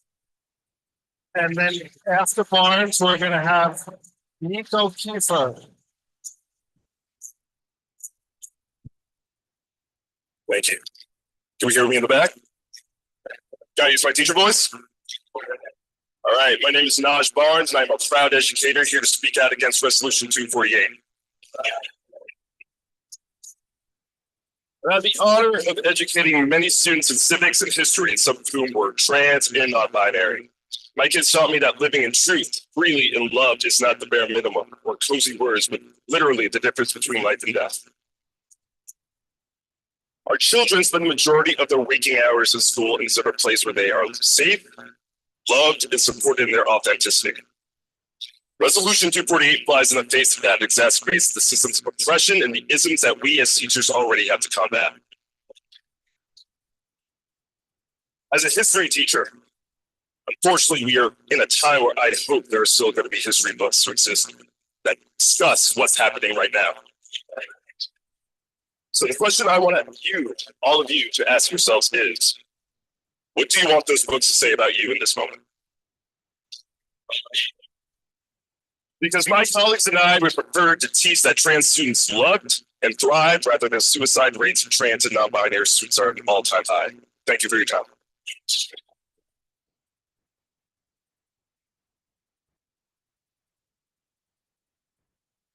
We have Nico Kiefer, and then it looks like Yannery Cruz, followed by Frankie, either Dasco or Pasco. Okay, so we have Nico Kiefer. And then we have, looks like Yannery Cruz. And then and after that, it's gonna be Frankie, could be Dasco or Pasco. So if you guys could everyone could make their way down, it'd be great. Hi, everyone. Thank you so much for being here. My name is Nico Keeper. I've been an educator in the New York City public school system for almost 10 years. I came from PS11 today. There were some other PS11 people here. I've taught at other District 2 schools. I'm going to say this like my kids would say it. That's not fair. We're talking, well, I don't have a lot of time, but I want to get to see stuff. We're talking about elementary school kids, right? My job as an elementary school educator is to look at what a kid is handling me and ask myself, is it hurting anyone else? No. And then say, sick, do it more. That's my only job, is to keep them safe and to help them feel affirmed. Now, I'm not going to talk about trans kids right now. I'm going to talk about what laws like this do to boys and girls. You already know. Do you guys know? You know what laws like this do to boys and girls? Hey, Daniela. They teach boys that they are better than the women. And they teach the young women that they don't matter. And none of that is true. Laws like this make girls less safe because they give boys the permission to be less safe in the classroom. Trans kids don't do that. Non-binary kids don't do that. Non-binary kids, by their very existence, make those kids go,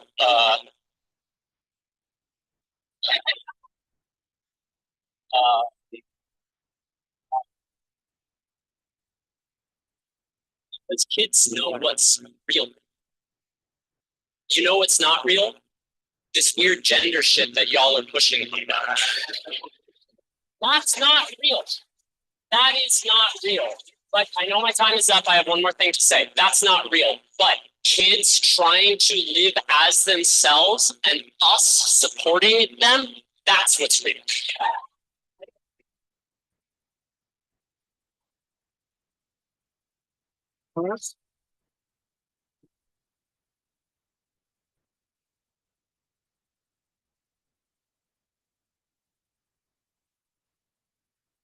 So my name is Mary Cruz. I use she, her pronouns. I'm the director of advocacy and programs at the New York Transgender Advocacy Group. And we should talk for that. And mine are saying, y'all got our attention in the worst way possible. We're the same organization that spearheaded Gender Expression Non-Discrimination Act, which passed in 2019. So trans youth, as we know, already face a disproportionate amount of bullying and discrimination. Instead of working to make schools safer, this resolution fuels exclusion and puts them in even more danger. And we will not allow this kind of discrimination to take root in our city. We'll keep pulling up in numbers each and every meeting. To my trans siblings here tonight, to NITEX Youth Advocacy Fellowship alumni and our community advisory board, protecting our trans joy means creating a world where we can thrive, celebrate, and exist without fear or without compromise. Our joy is resistance, our joy is power, and no one can take that away from us. I continue to remember that. When it comes to the hatred that we're seeing in CECD2 Council, just keep remembering, us trans people, we are the cure for that hatred that they hold against us.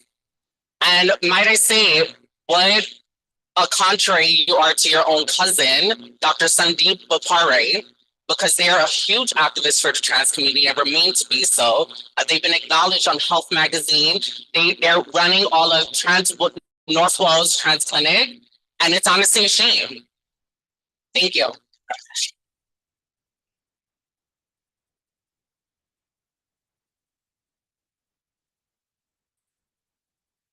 I'm not sure if it's. No. After Frankie, we're gonna have. Okay, after Frankie, we're gonna have, it looks like CD Clifford, then Nadia Swanson, and then Cassandra Nayish. I hope I pronounced that right, because they were nice enough to put the phonetic spelling. Hi, my name is Frankie Dascola. I am a 12-year veteran teacher, 10 years in the Department of Education, and proud GSA advisor in the DOE. I am here to ask you to vote no on 268, which is the rubric resolution, and I want to bring up the historic, classist, and racist issues around this resolution. A little further one? All right, sorry guys. So the issue with standardizing rubrics is a rubric is used to tell individuals the criteria in which you are going to earn a grade that is specific to the assignment to the project that needs to have space to accommodate the differentiation that all educators are asked to serve our students. If we are not able to differentiate, we are literally asking students to create things without the tools and resources, and high expectations without resource is abuse. Period. End point. We need to make sure that our students are receiving the resources, the access, and removing barriers, because without that, we are asking our students to create things without access. How can we do that? We are literally adults that are putting our problems on students when we should be removing the barriers, granting access, and giving them everything they need to succeed as students. Also, again, we're talking about accessibility. Everybody was up here talking about IEPs, about access, about building up our students. If we standardize the criteria, what does that mean across content? Art, music, dance, anything like that does not have the same criteria as ELA, as science. And if we have standards, like the CEC needs to stay in their lane and understand the difference between standards and rubrics. If you want to talk about rubrics, join your SLP. Get inside the classroom. Actually do something instead of harming our kids. Right? What you're asking for continually is for the DOE, which since 2010. Actually, let's go back to 92 of the original Rainbow curriculum, where we gave access and pride to our students, right? And in 2010, our DASA, the state law says that we have to do this. You guys are asking the city to break state law. That's what's ridiculous. No, rescind 248 and vote no on 268. Thank you. So next we have Clifford, Watson, and Nayish. Or Ayish. It's not the microphone, it's how people speak into it. Okay, mic check, mic check, mic check. Can I?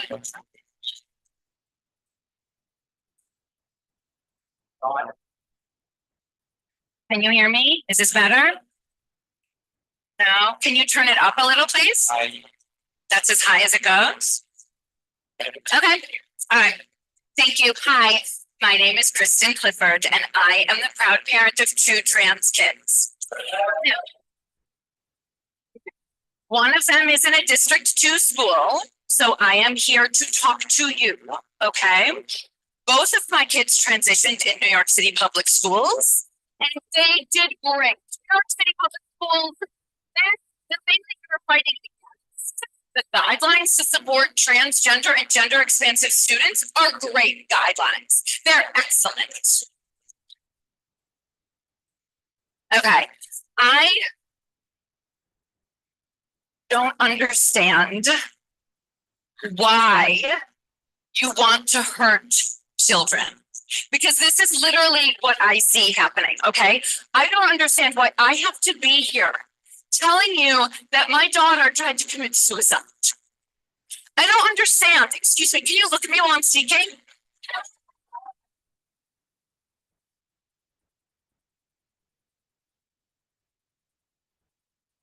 I'm sorry, you don't like the performativity of what is happening here? Can you perform your job for me, please?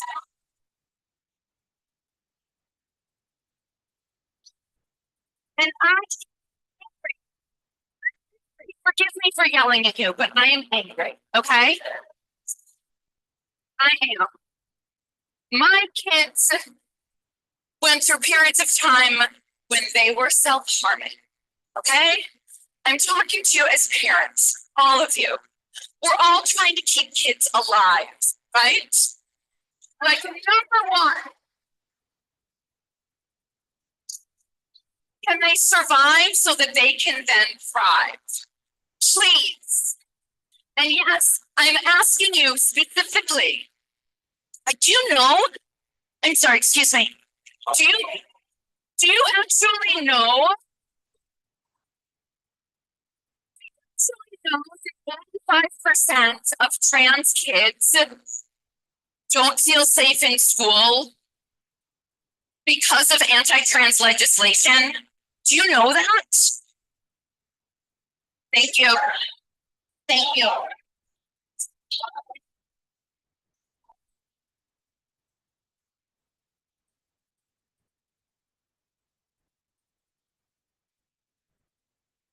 So next we have Swanson.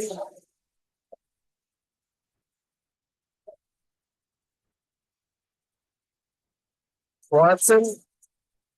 Swanson. Yeah, we have Swanson. Aish. And then after that, we're gonna have Chrissy Rose.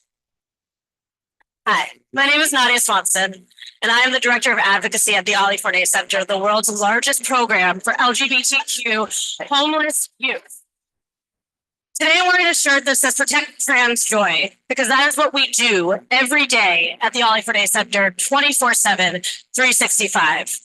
You may have passed Resolution 240, but the reality is you don't have any power to change the law.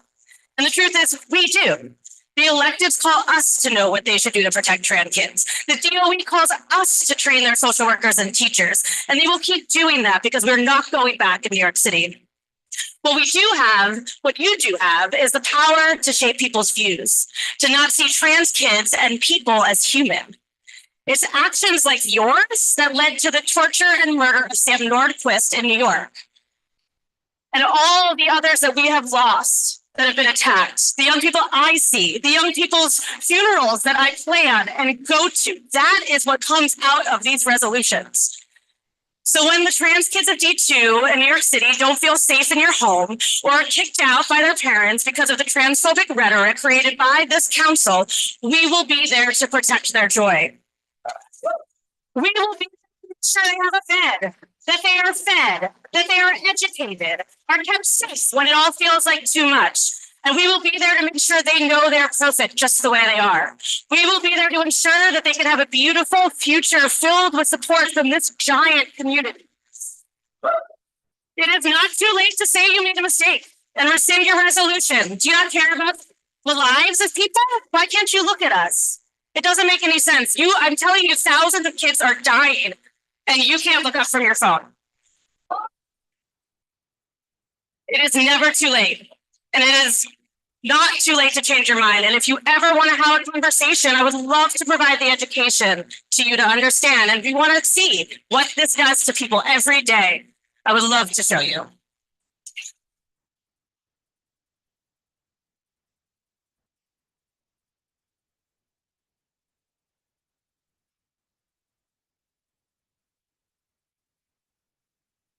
Hello, can you all hear me? Okay, hi. My daughter goes to Art Design High School. A trans child was bullied and committed suicide.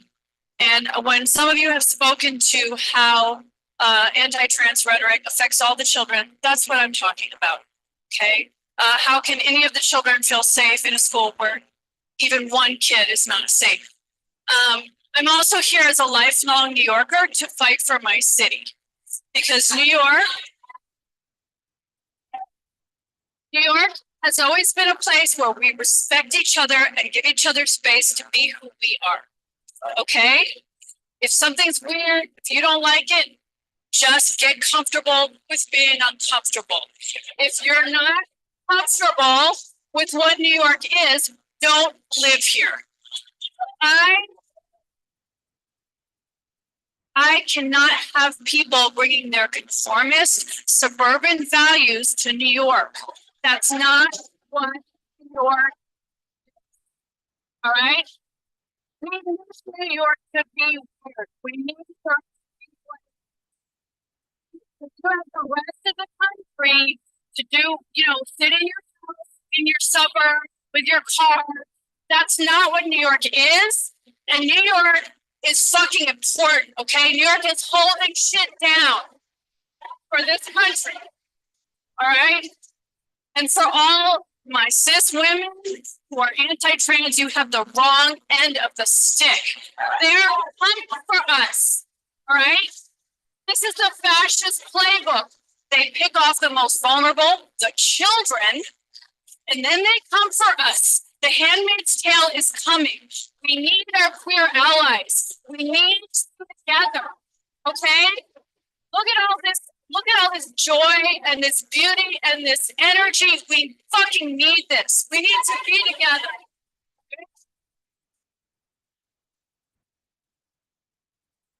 So next we have Chrissy Rose. And then after, wait, Chrissy, hold on 1 minute.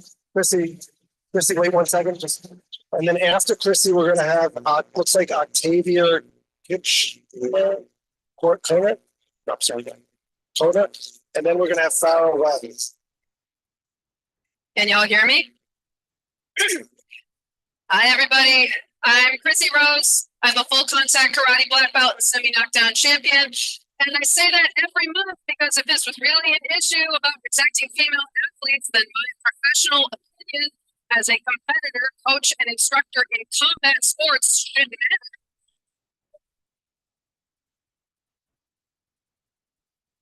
But we have a lot of wonderful new people here. So let me say it again. I train and compete with trans women. They belong on the mat with me. And I am here to oppose 248. So to be clear, I am a female athlete. And that commenter who was speaking before does not speak for me. I speak for myself and I support my trans teammates. We've been at this for months, so y'all have the information. And it is really hard to stand here and continue to entertain the farce that you don't know exactly what you're doing. So I'm not going to explain to you again that trans kids exist and have a right to exist as themselves. I don't care if you believe that, although it's really pretty gross that you don't. Whether you believe it doesn't affect the truth. Look around this room. The community is not convinced by your hateful rhetoric. All these people are here because, frankly, we don't care if you believe that we and the people we love deserve to exist. We're not going to entertain this nonsense. You can do the right thing, you can do your job, and you can listen to your constituents' reasonable demands that their children have equal access to school activities, or you can be relieved of the burden of your position. You will be voted out. To everyone showing up for trans kids tonight, especially anybody here for the first time, you all got the memo that this is the thing that you can do and you're doing it. So keep doing it. Keep showing up. These are our kids, and we're not just going to make sure that they get to grow up, although we're going to do that. We're going to make sure that they get to live.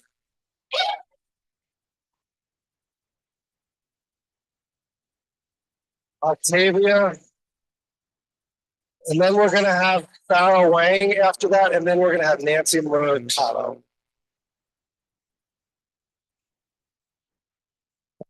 You have Octavia? Yes. Hi, I don't have anything. Thank you so much. Wait, I'm attached. Okay, I'm no longer attached. I don't have anything prepared. I don't have anything very interesting to say, but I am a fourth generation New Yorker. I was born and raised here. My family and myself included have all been students of the New York City public school system. I was there for the PS, the IS, the high school, and even CUNY. I was a gay student when I was young. I was a victim of like homophobic violence as a young child. I have scars from a fractured skull from violence I was the victim of in high school because of the kind of rhetoric and teachings that encourage children to be cruel to each other. And I think that 248 needs to be rescinded. I support 269, 270 because I believe in kindness and I believe in generosity and I believe in the spirit of New York City, which is one of brilliant inventiveness and joy and generosity and love. Because every New Yorker I know, whether they were born and raised here, or they moved here, or they're refugees here, they are people of love and kindness and hope. I was also an athlete as a child, and I remember the kind of rhetoric that was used to say that gay students are a danger to boys' sports. Because gay students, they're disruptive. They're going to harm the coherent collective identity that, if I have to be honest, was a very patriarchal and heteronormative and violent system to be a part of. But I got my steps in and it was really fun in the end. So the last thing I want to say is that I am afraid for my children and the kind of world that they're going to grow up in. Because I thought when I'm almost done, thank you. I thought that when I came out, that the world was going to be a sort of trajectory of positivity and growth. And I'm seeing now that the reactionary violence is always present and available. And I believe we should respect the biological privacy of students. I believe in children's autonomy, and I believe in love. Thank you.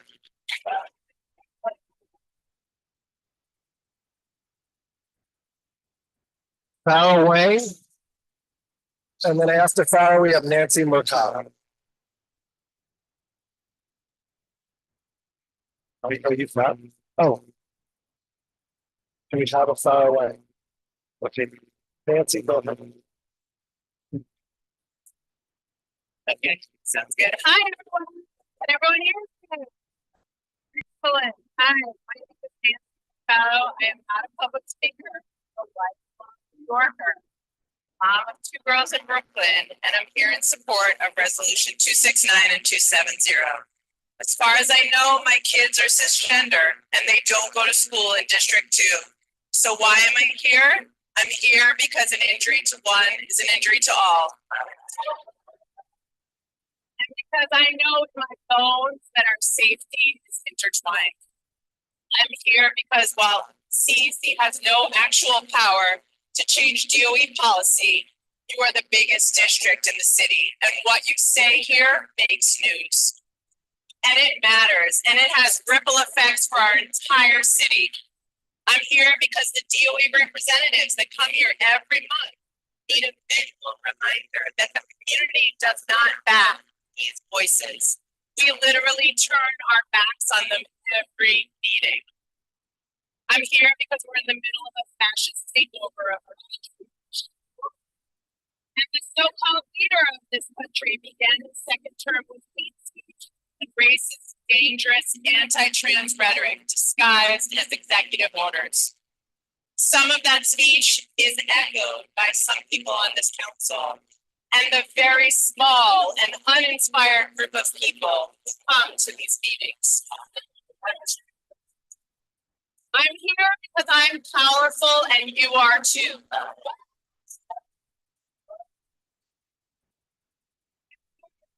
Just talking up here will do anything. I'm doing this because the folks in this audience have created an irresistible and strategic movement that I'm proud to be a very small part of. I'm here because I want to say to this group of people that I see your creativity, your dedication, your ingenuity, your joy, and I'm grateful to live in this moment and bear witness to their strength and to fight alongside you. This movement of collective liberation grows larger each and every day, and I'm here because I believe that we will win.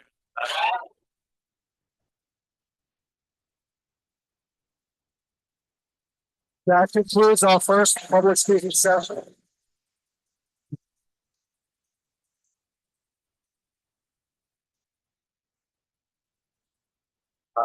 Next slide.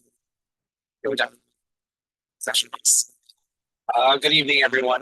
I'm going to start off tonight first with some quick announcements.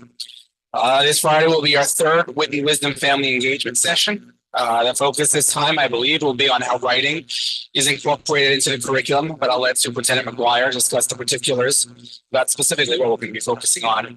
But it's Friday at 9 a.m. Details on how to join the Zoom are on our website. The first 2 engagement sessions, I think, were very helpful.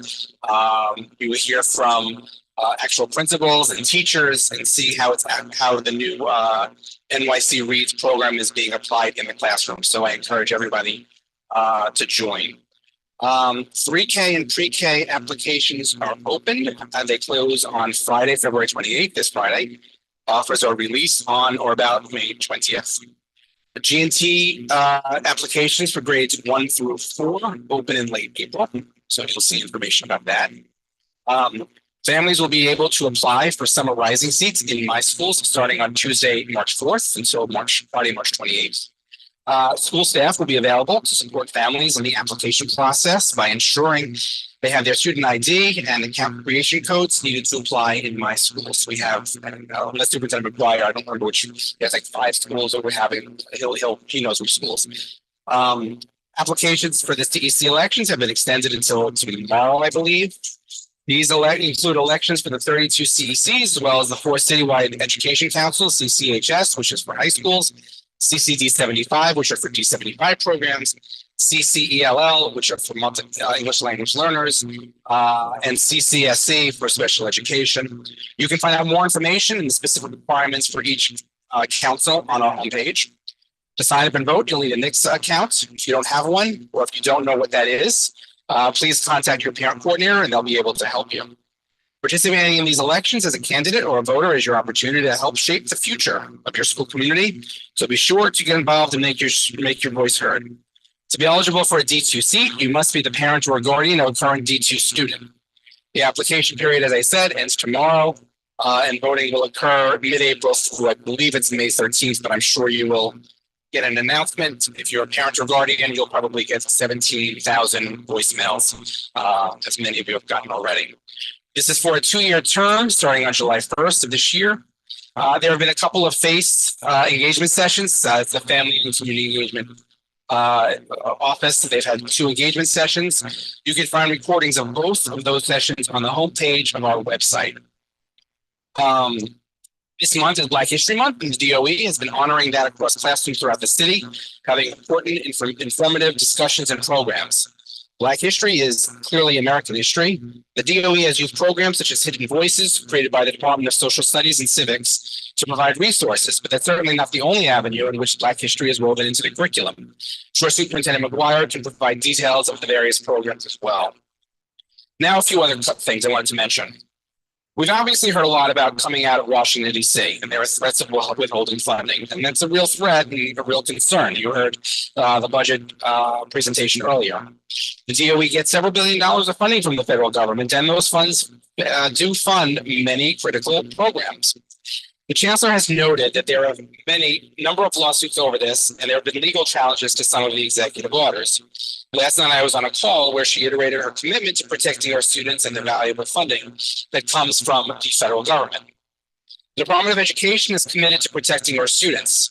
I've asked Superintendent McGuire to reiterate DOE's policy when it comes to ICE coming into our schools. I know both superintendents and principals have had numerous meetings and information sessions on this, and the DOE's policy has not changed. The chancellor has stated this numerous times. For families that are affected or want help, do know that the Manhattan Borough President's office is hosting a Know Your Rights workshop on Monday, March 3rd at 1 p.m. 269 Henry Street. For more information or to register or watch online, please contact the Borough President's office, www.manhattanbp.nyc.gov, or Victor, our administrative assistant, can also help you. He has that information. Families with questions about federal policies can also call the Mayor's Office of Immigrant Affairs. There is a legal support hotline, 1-800-354-0365. The whole thing or the phone number? Okay. Families with questions about federal policies can call the Mayor's Office of Immigrant Affairs. There's a legal support hotline. I'll go a little slower this time. Sorry for that. 1-800-354-0365. And for more information, just to go back for the Know Your Rights workshop, you can go to www.manhattanbp.nyc.gov. It's Monday, March 3rd, 1 p.m., 269 Henry Street. I think you can go on Zoom, but I don't hold me to that, but I think you can go on Zoom. The chancellor also sent out an email on Monday reaffirming her support for students who identify as LGBTQ+, committing to maintaining a safe and supportive environment for all students. She noted that with school-based mental health clinics, our partnerships with community-based organizations, and our school counselors and social workers, Every student has access to mental health support. If you want information, please reach out to lgbtq@schools.nyc.gov for more information. You can also speak to our superintendent, our deputy superintendent. I'm sure they would be happy to point you in any direction that you need. That being said, I'm going to turn our meeting over now to the superintendent for his report. Hey, sorry, do you mind, before we move up your report, just with respect to the CEC election, since we do have our face representatives here, maybe we could just tell people if you're interested in learning more about the CEC elections. We have our two face representatives sitting up front, so you should feel free to reach out to them anytime. Thank you. Speak. Absolutely. Thank you, President Slutskin and members of the council. Hello, good evening, everyone, and also people at home on Zoom. My name is Rebecca Rosado. I am the Senior Director of the governance team at the Office of Family and Community Empowerment at New York City Public Schools. Our office has many charges, one of which is to support and collaborate with CECs. Their functions, roles, and responsibilities as council members and in thought partnership. Another one of our charges is happening right now. We are doing our elections for all CECs. There are 36 community and citywide education councils, and all seats are up for election.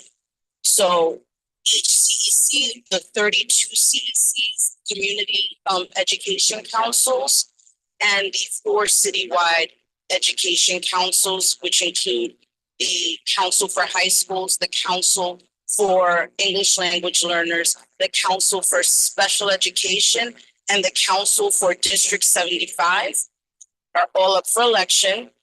If you wish to apply and you are the parent or guardian of a child in New York City Public Schools, the application deadline closes tomorrow, Thursday, February 27th. So please, if you need support, we ask that you connect primarily with the parent coordinator at your child's school.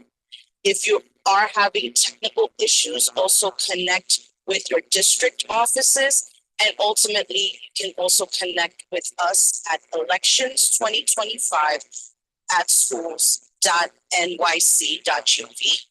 My name is Rebecca Rosado.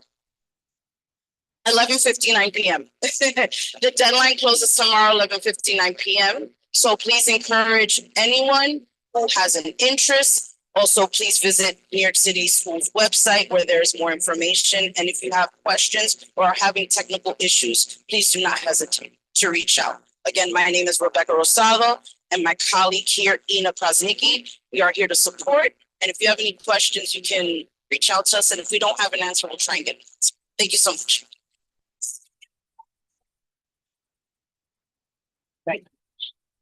I just want to add, thank you. I just want to request that we not blow bubbles in here, and it's not doing it because of me. I'm just trying to be respectful. We're guests, we're visitors here, and then it becomes the chairs become sticky. The custodian has to come in, trying to not request add more work to the custodians. So thank you. It's all solely for that reason. Thank you.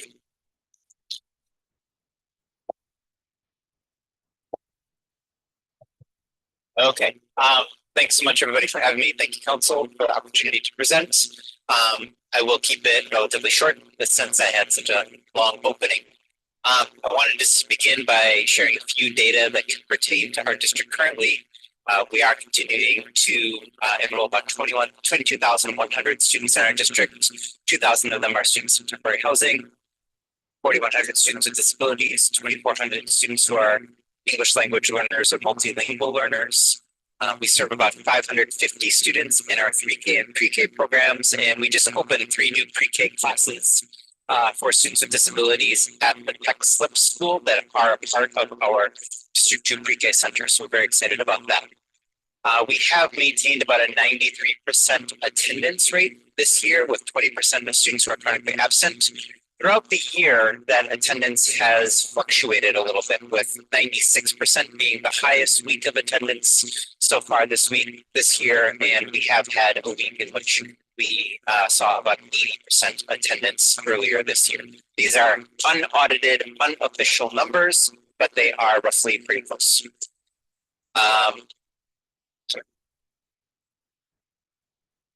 The 80% week was the week of January 20th. We have some additional climate measures that we want to take a look at. So far, these are goals that we are working toward: reducing suspensions, increasing positive climate in our schools. We have seen a reduction of the number of level 4 and 5. Those are the most serious incidences that occur in our schools. Seen a reduction of those by 44 and a reduction of 39 principal suspensions so far this year. We've seen a very small increase in superintendent suspensions, but overall a reduction of 24% reduction in suspensions district-wide. There are 7 more incidences of students who have expressed self-harm or incidences of suicidal ideation in comparison to last year at this time. Earlier, right before the February break, we had one of our school spotlight visits at PS 59. It was very exciting. They did a lot of work around their math initiative. They've adopted a new curriculum over the past couple of years. It was a great event because the kids really led the work.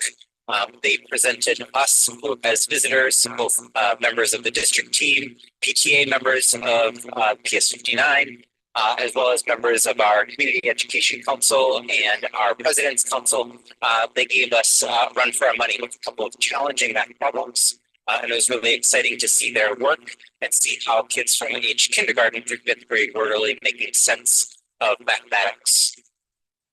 As CEC President Flitzkin mentioned, we have had 3 workshops focused on the NYC Reads and initiative and the adoption of wisdom.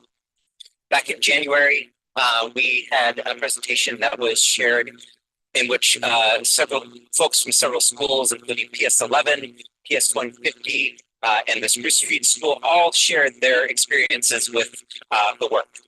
We are going to have another one of those this Friday, which I'll go into a little bit more. The one in January was centered on assessments. And so we really got to have a look into what it means for kids and what it feels like for kids to be experiencing this curriculum and for teachers to be planning that curriculum in our schools. As I mentioned, this Friday, and we record all of these workshops and make them available to all of our families. They're on the District 2 website as well as the CEC website. We also blast them out to families via email. This Friday is really going to center on the writing progression, thinking about how kids from age kindergarten through 5th are advancing in their writing. How kids from the beginning of the year to the middle of the year are developing their writing and what the assignments and tasks look like for kids. We're going to hear principals and assistant principals, coaches and teachers from PS 124, PS 343, and PS 59. So we're excited about that. Again,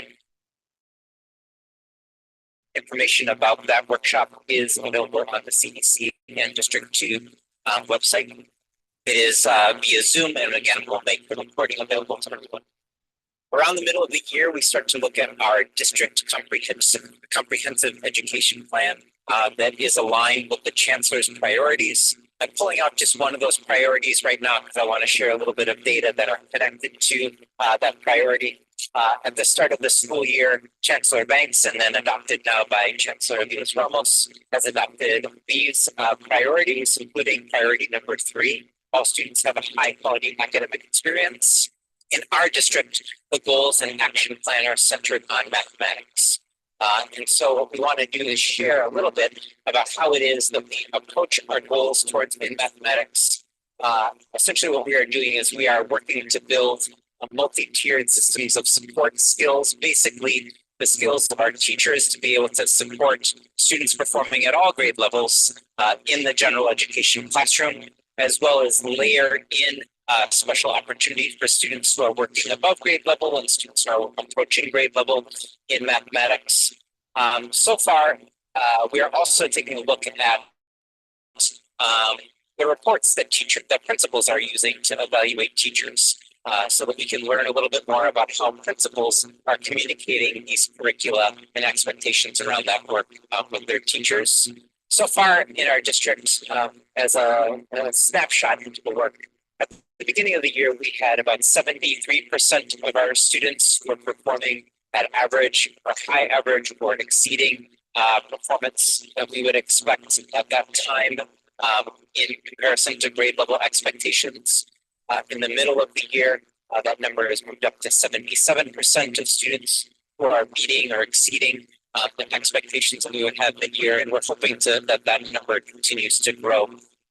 This is on a screen or a tool. It's not a full assessment of how students are performing, but just a snapshot of how students are doing at the beginning of the year, the middle of the year, and then we'll give it again at the end of the year. Again, looking at these different layers, I just want to, that was just for me, yeah. Looking again at this multi-tiered systems of support, I just want to point out this layered set of triangles over here on the right. Essentially what we're saying with this layering of triangles and layering of tier 1, tier 2, and tier 3 work is that we want all students to have access to grade level core curriculum. But then we also recognize that about 20% of students need a little something special in tier 2, and an additional 5% of students need something special in tier 3. So these are skills of working to build up amongst our school leadership and our teachers around this whole system of multi-tiered systems of support so that we can support our diverse student body here in District 2. As I mentioned, we have opened 3 new pre-K classrooms at the Tech Slip School that are a part of our District 2 pre-K center. These classes are centered on supporting our students with disabilities. We have 2 classes that are sized 8 that are supported by a teacher and teaching assistants, and 1 class that is a size 6 class, 6 students in the class, 1 teacher, and 2 paraprofessionals. These students have a full day of school. We're very excited to be able to offer this resource to all of our students and expand opportunities for our students with disabilities, our youngest students with disabilities. They have a full day of school that's complete with both academic and enrichment activities. We're just excited to see this grow both this year and in the year to come. And as mentioned by our base team here, the application for CEC has expanded to additional dates. If you want to use that QR code, you have that QR code works. If you wanted to look up some information, I will say that we will have a date of April 9th as one date for our candidate forums, but due to the number of folks who have applied for CEC2, we are now at 3 different dates that we're going to be looking at for the candidate forums. So those dates will be published once they're finalized by our PTA presidents at the President's Council, who will run those candidate forums. I did want to share a little bit of an update in regard to non-local law enforcement. People have asked a lot of questions in regard to law enforcement that is not a part of New York City. People talk about ICE coming to schools. Please know that this policy has not changed in New York City. Essentially, we have been doing a lot of work around training our school safety agents, our office staff, our parent coordinators, and our school leaders around the policy and how it is that we interact with non-local law enforcement should they enter our building. Essentially, we ask them to step out of the building and provide us with any kind of paperwork that they might need or that they might have on hand, subpoena, a search warrant, or an arrest warrant. We ask them to, again, step out of the building, and we then contact our senior field counsel, a team of lawyers that work on behalf of New York City Public Schools. Some of that legal counsel can support our school leadership should this ever happen. This has not happened in our district or in our city to our knowledge, and we want to make sure that our team is well prepared with the knowledge of how to handle the situation should it arise.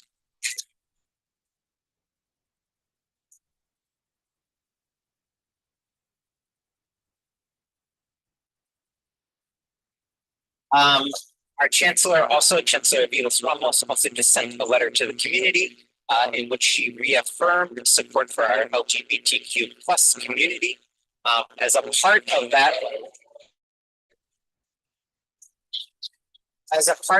letter, she did include some links to the web pages for how it is that both school-based staff, teachers, and families can expect gender expansive, transgender, gender non-conforming kids to participate in physical education and PE classes. Essentially, this line here, well, there's a link here at the bottom. Transgender and gender expansive students must be given the same opportunities to participate in physical education as all other students.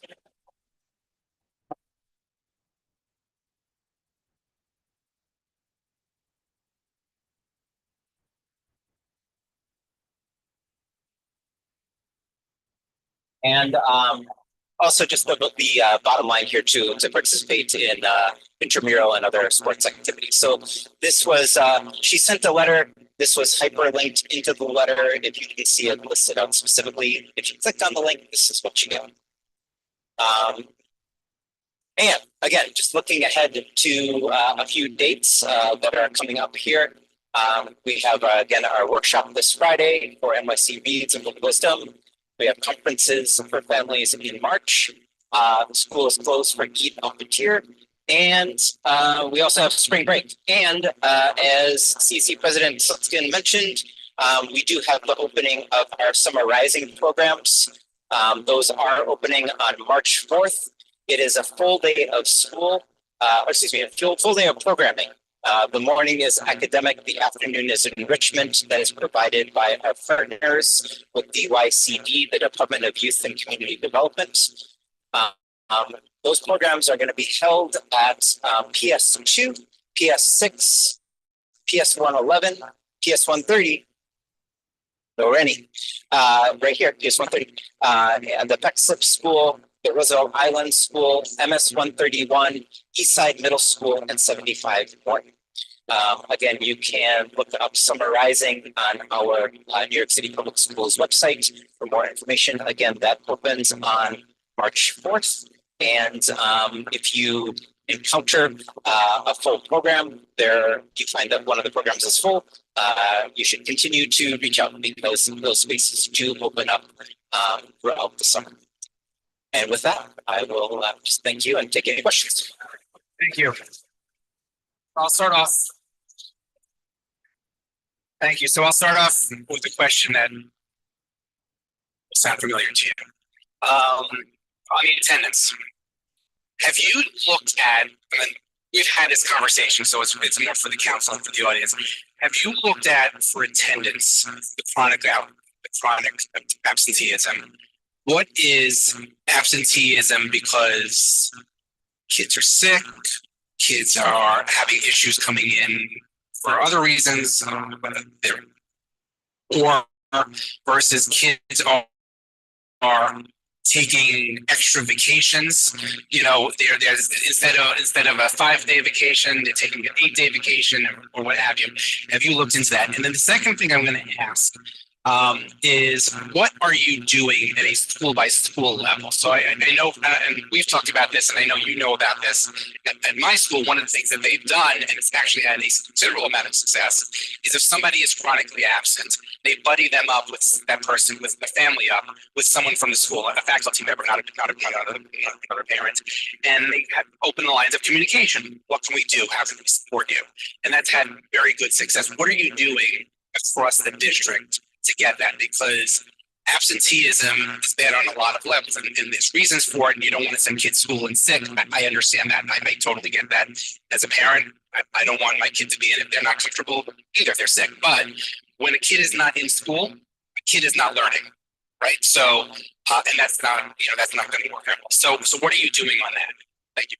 Yep. I will just, we have 2 deputy superintendents. They're both fantastic. One of them is not in the office today, Dr. Reggie Higgins, but Deputy Superintendent Kelly Shannon's here. I'm going to actually let her answer part of the question.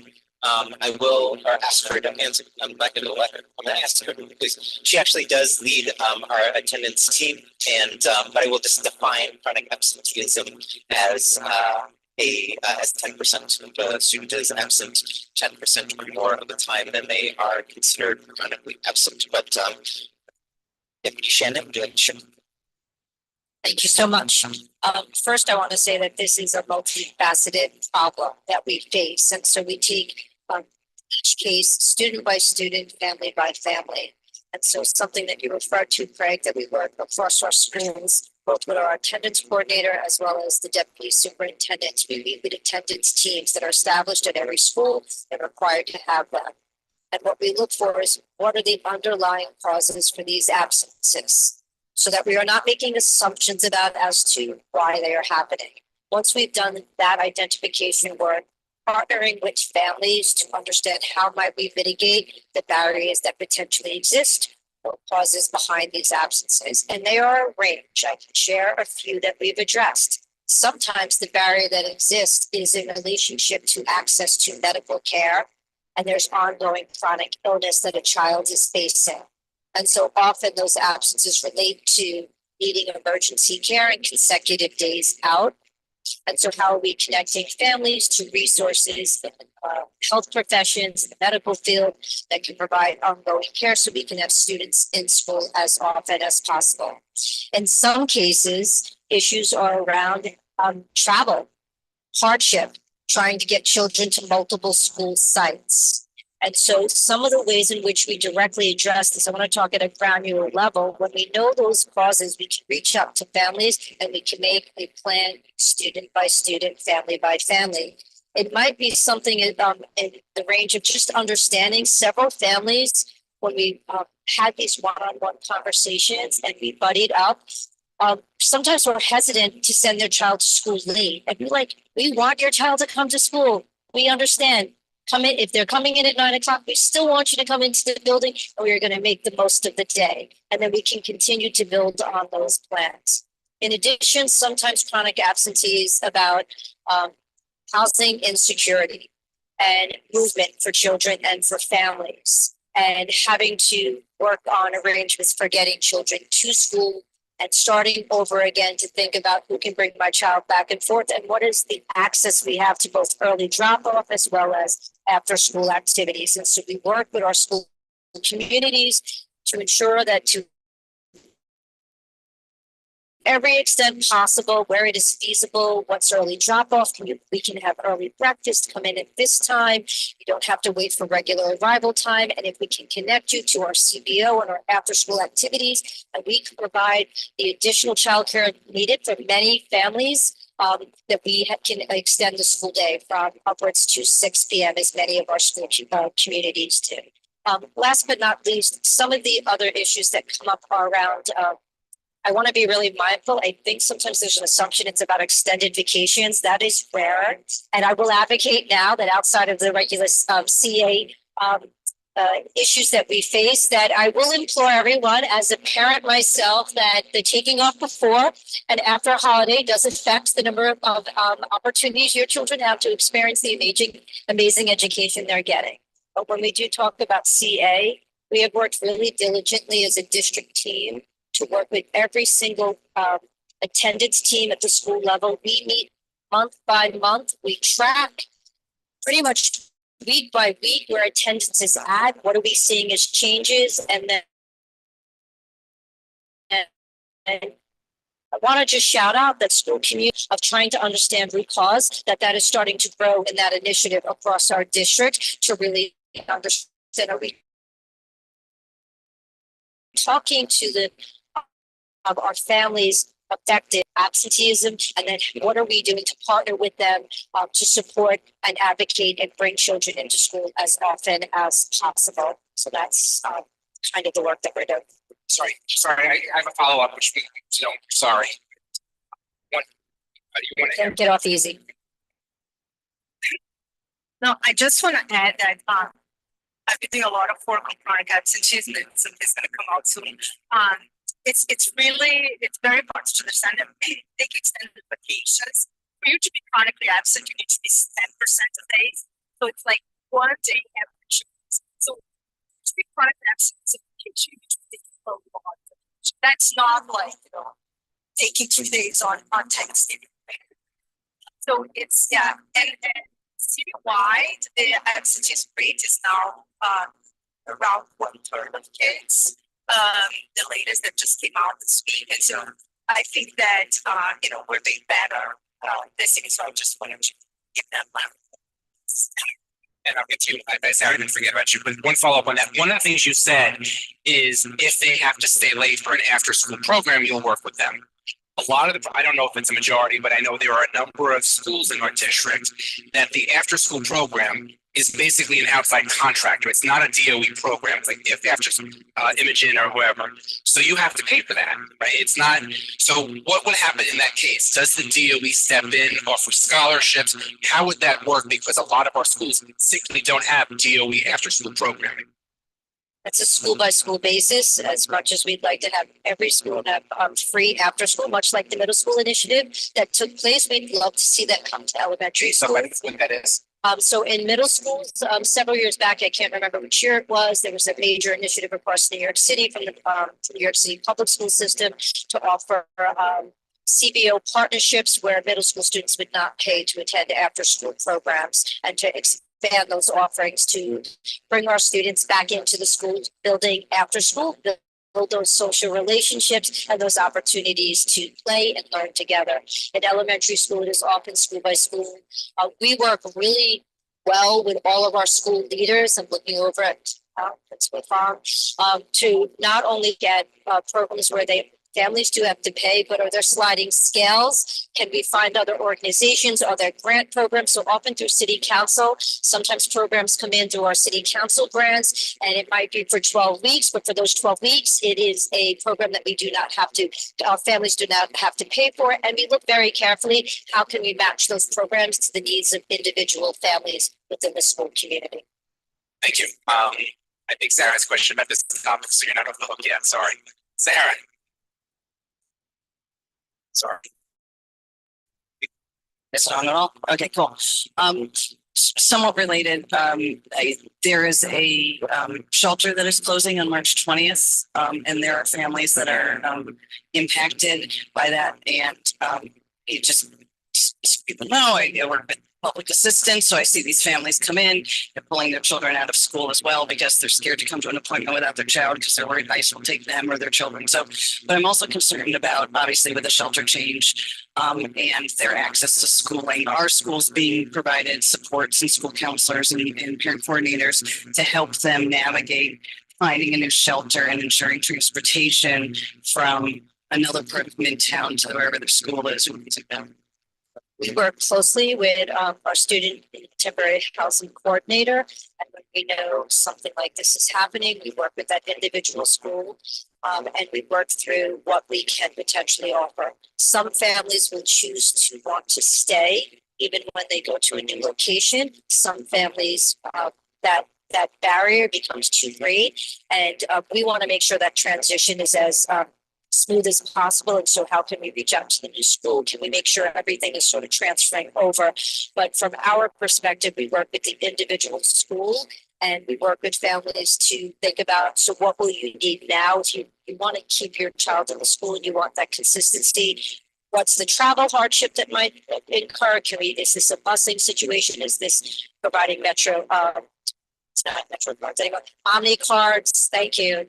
Modern Omni cards, as well as are there other resources that now might be needed? So again, that becomes very nuanced in terms of making sure we're speaking with the individual families and understanding what their hopes and wishes are.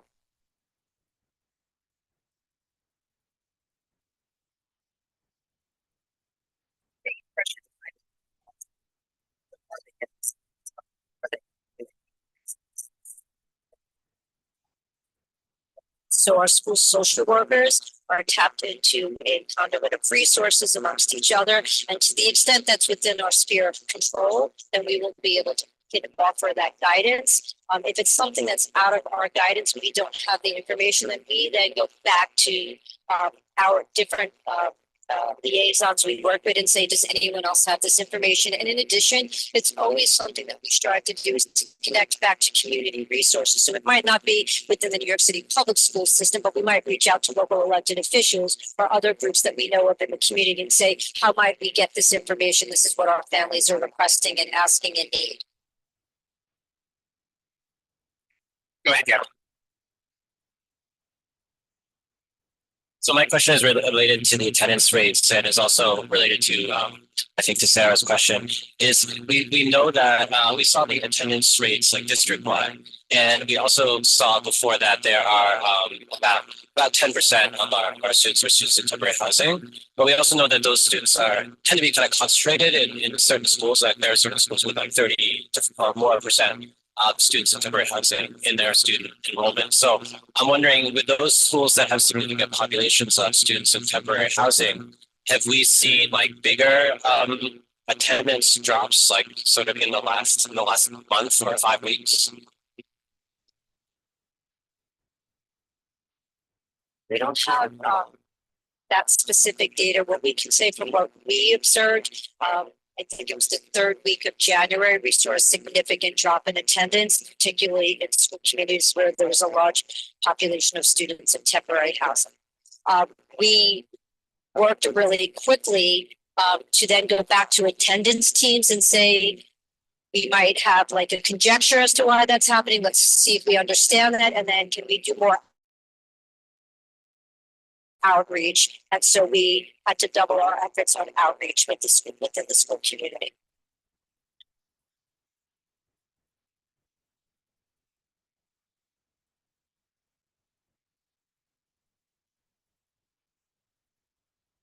So, I don't mean to cut you off. We'll come back to you. We did just lose quorum. We're down to 6 voting members. As a result, we will not be able to take a vote tonight, vote on the resolutions tonight. Yes. Sorry. Daniela has been coughing on, just so you know, Daniela has been, okay. Daniela's been coughing on me most of the night, so I don't actually, I don't know if that's not an absence because you were here.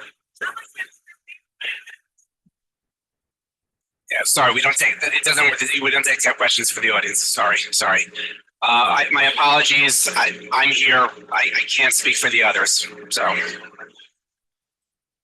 Okay. Are there any other questions for the superintendent from the council? Len, do you have a question?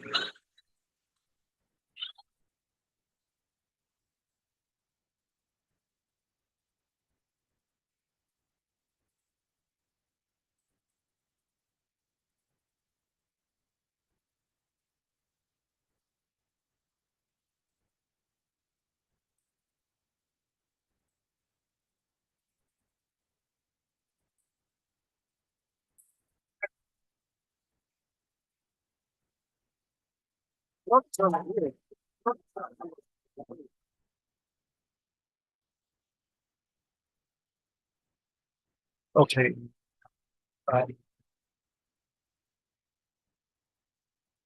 Can I ask a question to our president? And I just want to understand the procedural effect of this. Are we going to table those 3 resolutions and they will just carry over to the next meeting? How does this work? That's actually a good question. I believe they would be tabled.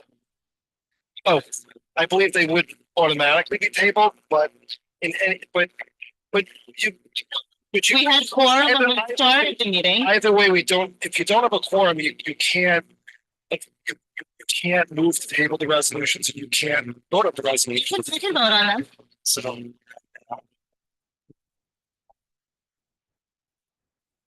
All right, I have a couple questions.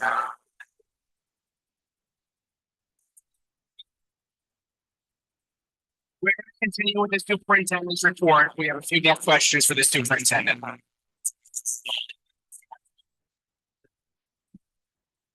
Superintendent McGuire, just.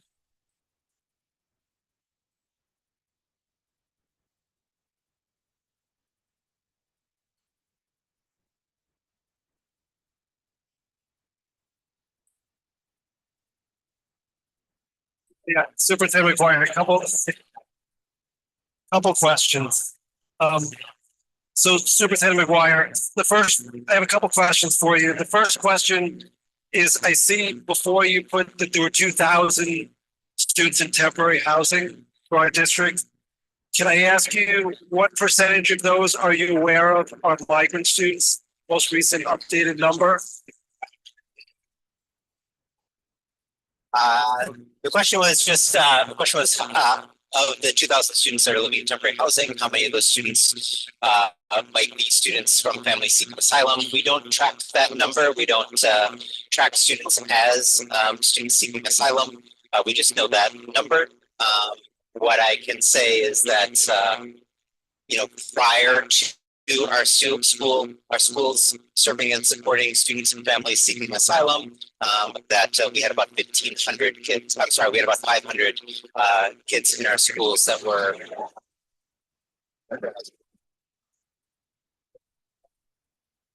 Can we have, excuse me, can I ask the school security staff, we have someone that's come on stage, can they please remove that person, please?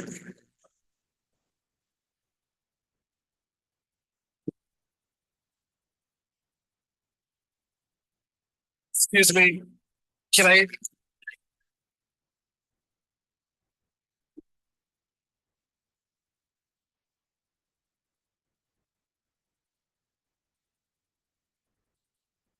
I have a question. So just so we're clear, so the most recent number that you're aware of is probably around approximately 500 students. No, I don't know the number.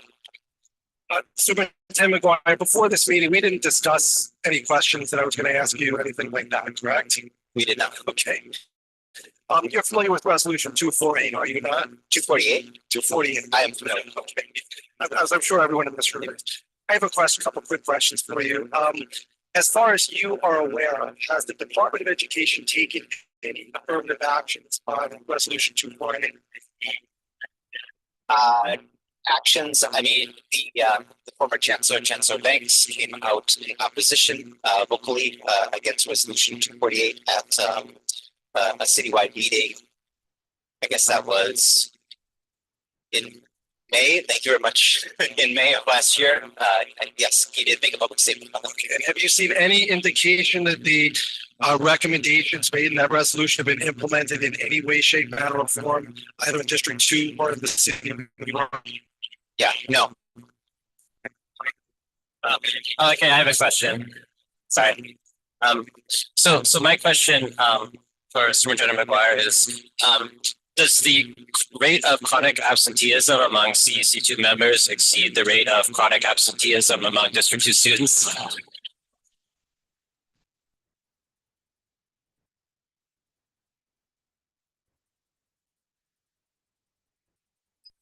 Data on that one. I don't have clear data. Yeah, I need to see the spreadsheets. Okay, I think we know the answer to that question.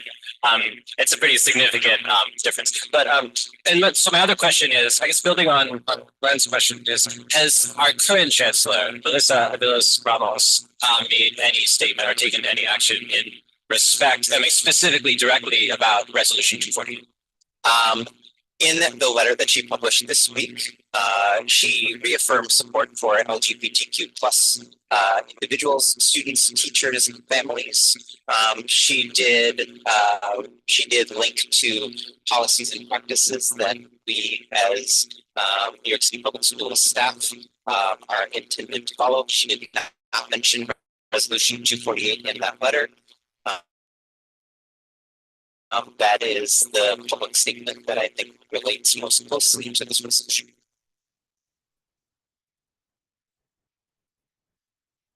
I am familiar with that. Yes, that's the Pell for Education policy. Yes. That's correct. Yes. And would you agree with me that that's the largest, I guess, administrative organization that runs the Department of Education in New York? Or let's say the highest authority happens at the Pell. Okay, the highest authority. The chancellor attends the Pell. And there's a PEP meeting tonight, is there not? That's correct. Okay. Nothing further.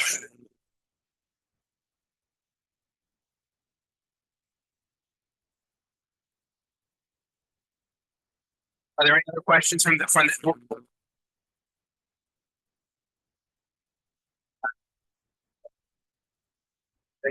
There were some questions, there were some questions about voting. So first of all, in terms of a meeting, if people leave, the meeting still continues, meeting continues. However, when you don't have a quorum, the effect of, when you don't have a quorum present and it requires a certain, if people are gonna interrupt, I just won't address it. Actually, just when somebody, if they have to be present at the time of the vote, you can't vote and say, I'm gonna vote this way for later and leave. It's not allowed, that's state law. So, are there any further questions? Are there any further questions for the superintendent? Okay. Okay, I have no further questions.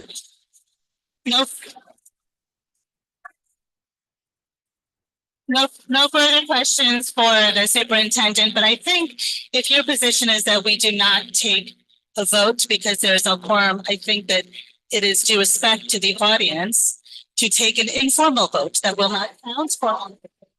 And whereby every council member who is here can state their position on the record for all the people that showed up today. Thank you. There is no informal voting.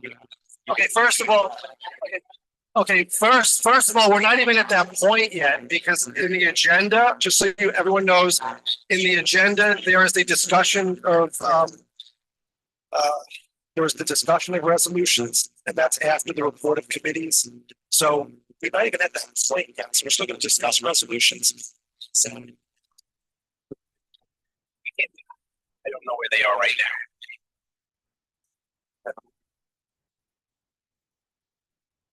No, it's not permitted. So, okay. So what's the next? We had the superintendent's report, we had my report. Are there any reports from committees? Okay. I think the easiest way to solve this is Len and Craig just want to give your. I can't hear, so no, I can't hear you. It's not that I'm ignoring you. Is that better? Yes. Yeah, I think the simplest way to resolve this and do right by this community is why don't we just go down the line and express whether we would vote yes, no, or abstain on this resolution. And frankly, I think people are really just concerned and interested in your and Len's vote. So maybe satisfy them and tell them what we do. Yeah, so can we commit to doing that so that people, okay. I don't care about the order, everyone's staying, but make the commitment. Okay, so discussion of resolutions. We'll start off with resolution. Sorry, I don't have my thing in front of me.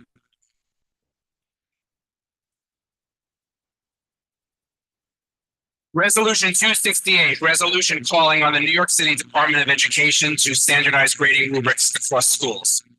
Are there any comments? Len. Okay, so on resolution number 268, I have had children that have attended approximately 5 District 2 schools. So I'm just going to give you a real world example of what I've seen in terms of how parents react based on the perception of certain schools being harder grades, certain schools being easier, because it affects the admissions process and it affects how people apply to certain schools. And so my experience has been, I'm not saying I advocate this in any way, shape, or form, but I know for a fact, and I've seen this, and I've heard parents discuss this with me, is you have elementary schools that have parents that know that certain middle schools in our district tend to be more rigorous than others. Now, I don't know if the superintendent and the staff would agree with that. What I will say is there's a perception that certain schools are harder than other schools, and that can be for a lot of different reasons. And I have actual knowledge of parents that specifically have chosen not to send their kids to schools that are perceived as being more difficult or harder because they think that will give them an advantage in the high school admissions process. Now, I consider that absolutely crazy. and I consider it absolutely nuts. I don't endorse it or condone it or support it in any way, shape, manner, or form. But I will tell you, it is a real thing that has occurred. I have seen it, I've spoken to people, and I know that it actually happens. So when we talk about trying to standardize rubrics, I know one of the speakers tonight, a couple, but one spoke very passionately about in opposition to this. I can tell you that we need to try to do a better job standardizing things. Because if we don't, you're going to have situations like this where people are going to choose to send kids to certain schools because the perception that some are easier than others. I think you should send your child to the school that's the best fit for them, that's going to challenge them the most. And I think that's the most important consideration that I think people should have. But in reality, that's not what's happening. So that's why I am one of the sponsors for this resolution. There's no ulterior motive here. It is not. It is really just to try to standardize the things that currently aren't standardized between schools and then it's in our district. And I think it's important to do. I think it gives some sort of across the board standardization to try to level it out. So at least someone knows that an A at one school should be equivalent to an A at another school. But that's what we're asking. There's no ulterior motive. There's nothing here. There's no hidden agenda. That's what we're trying to do to avoid those situations which I've seen where parents choose not to send their kids to certain schools. Alexandra.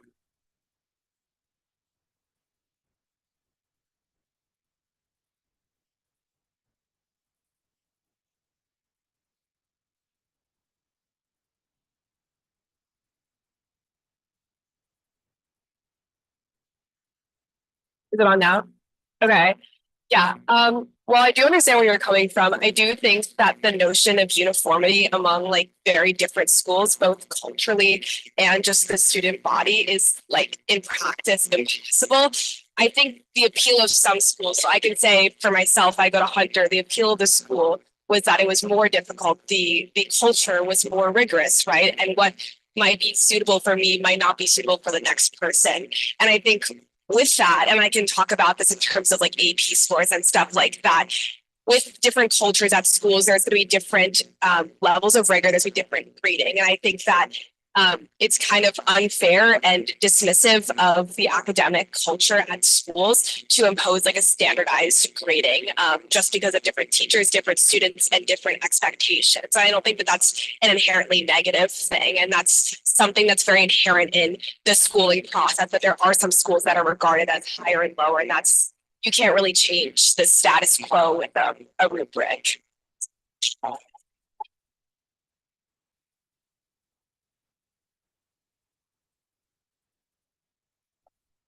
Hi, sorry. So I was also just wondering about this because obviously, like, I understand what you're saying.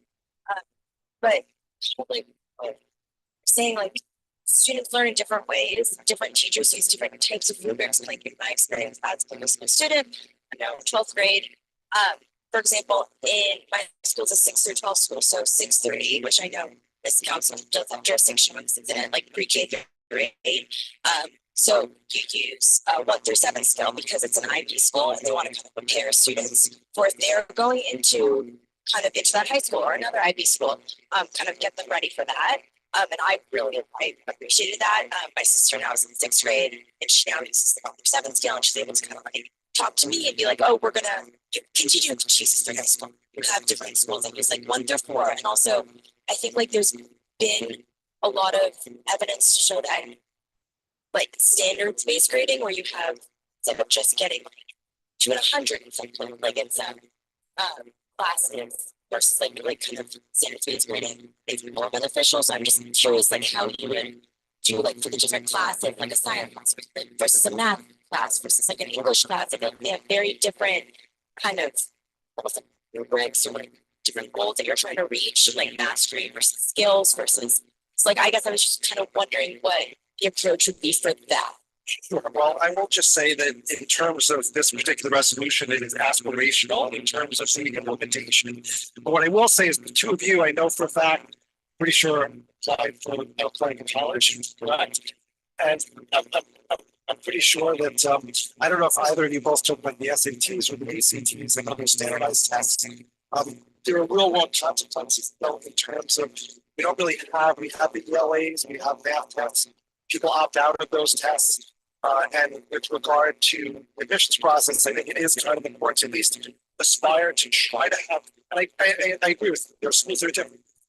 Somebody goes to school performing arts, it's not going to be the same, let's say, as Stuyvesant or there's different rubric, things like that.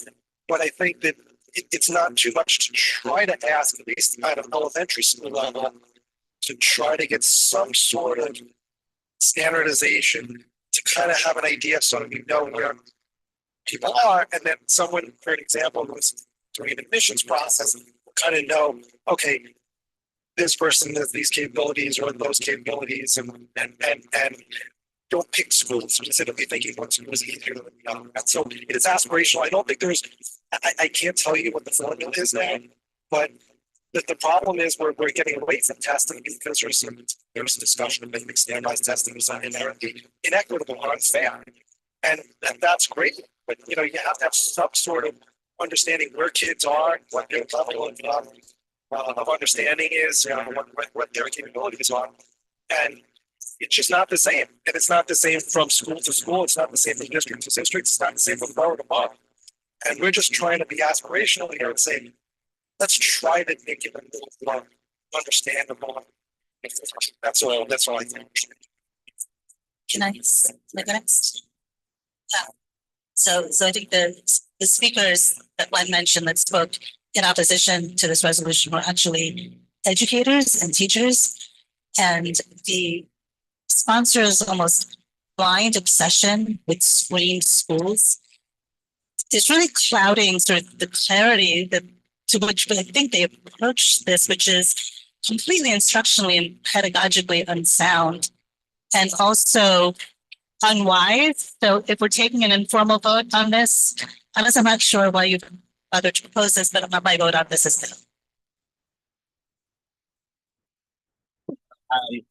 I mean, I think the educators in the room really said it really well. I also teach students, and I can't imagine. I mean, I have like two sections of the same class. One is Monday, Wednesday, one is Tuesday and Thursday, and I can't imagine grading exactly the same across those students. They're just different students. We talk about different things. I'm so glad I'm not, boxed into this rubric. I think rubrics can be appropriate for like individual assignment. They help scaffold it. They help students, but I mean, it's not helpful applied across the whole system. And just think about the feasibility of this. You can't just we have 80,000 teachers in the New York City public school system. You can't hand them a rubric and expect them to implement it. I'm just imagining the PD that's going to go into this. This is like a multi-million-dollar, like crazy PD, and it's not even going to work. It's totally impossible. So, I mean, this is just, it's not aspirational. It's kind of delusional to expect that we can do this. So I'm going to say, so if there are rubrics, I mean, I went through the rubric for my son's class last year where he got his grades. So the rubrics do exist, but what there is an inherent problem that parents have when they hear that at one middle school in our district, you can retake tests. You don't do well, your child can retake tests. Whereas in another school, they can't. And if you're going to do it at one school, you should have it at the other school. It should be uniform. It's not fair to have one versus the other. So, but it's happening. So there is, and I know it's very interesting to say, well, educators say this, educators say that. Well, parents should have a voice, and that's what we're here for. If there was, if we're only going to go by strictly what educators want, there should be no CEC, there should be no PEP. It should just be the Department of Education. Parents have concerns, and they've brought it to us. Sarah. All right, is that on? So I think you lost something in this resolution because I guess I agree. You cannot have a standardized rubric across all these schools. There's so many different schools and so many different options. And one of the reasons people choose the school they choose is because maybe it's easier, maybe it's harder. And that's the beauty. That's why they stay in New York, because of the options, because of project-based learning, because of all of these different things. If they wanted something standard, they'd go move to Nowheresville, Idaho, and they'd have, Jesus teaching everything. So that's great. Do that.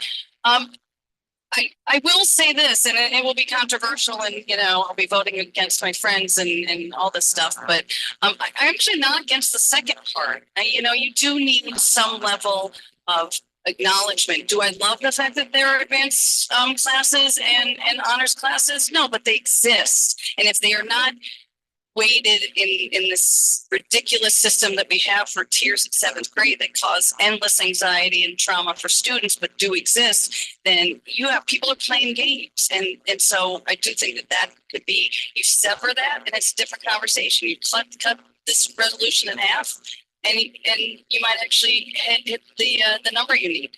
And because I don't know who's going to show up at the next meeting to vote, because God knows they don't show up regularly. So who the hell knows?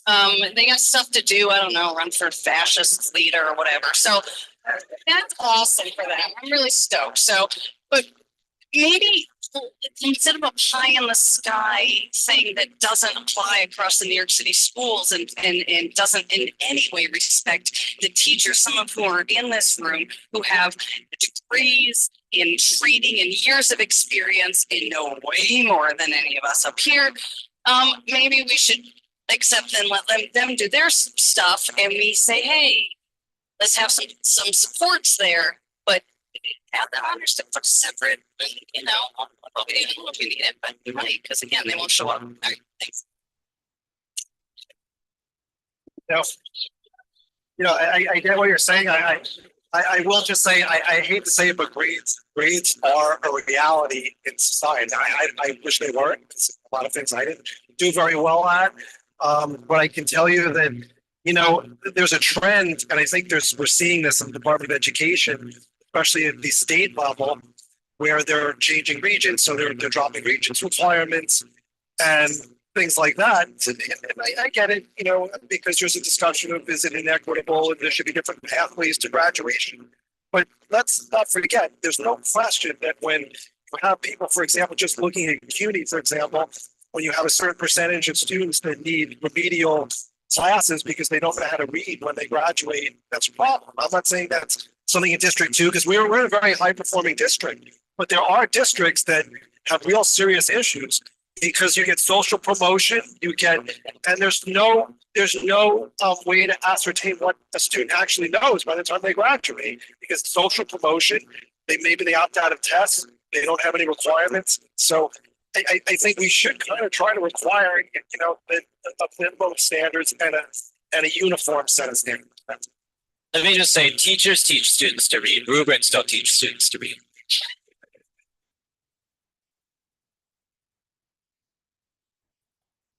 Fine. I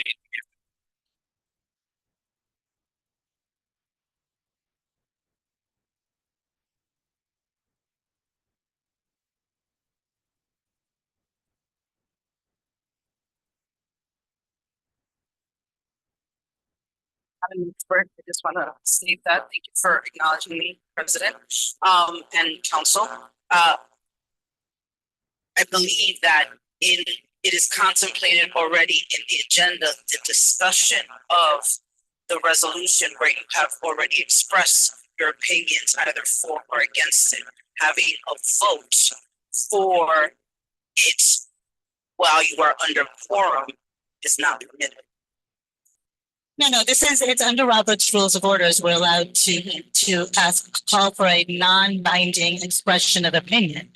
I don't think it's fair to say that the discussion section should impute some kind of yes or no opinion. I think that the rules are clear. Robert's rules are clear around this non-binding expression of interest.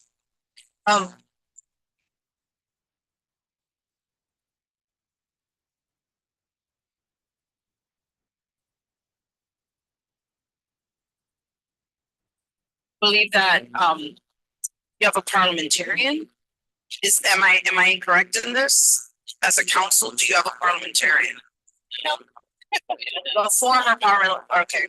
And so is there something in the bylaws that contemplate for this? No?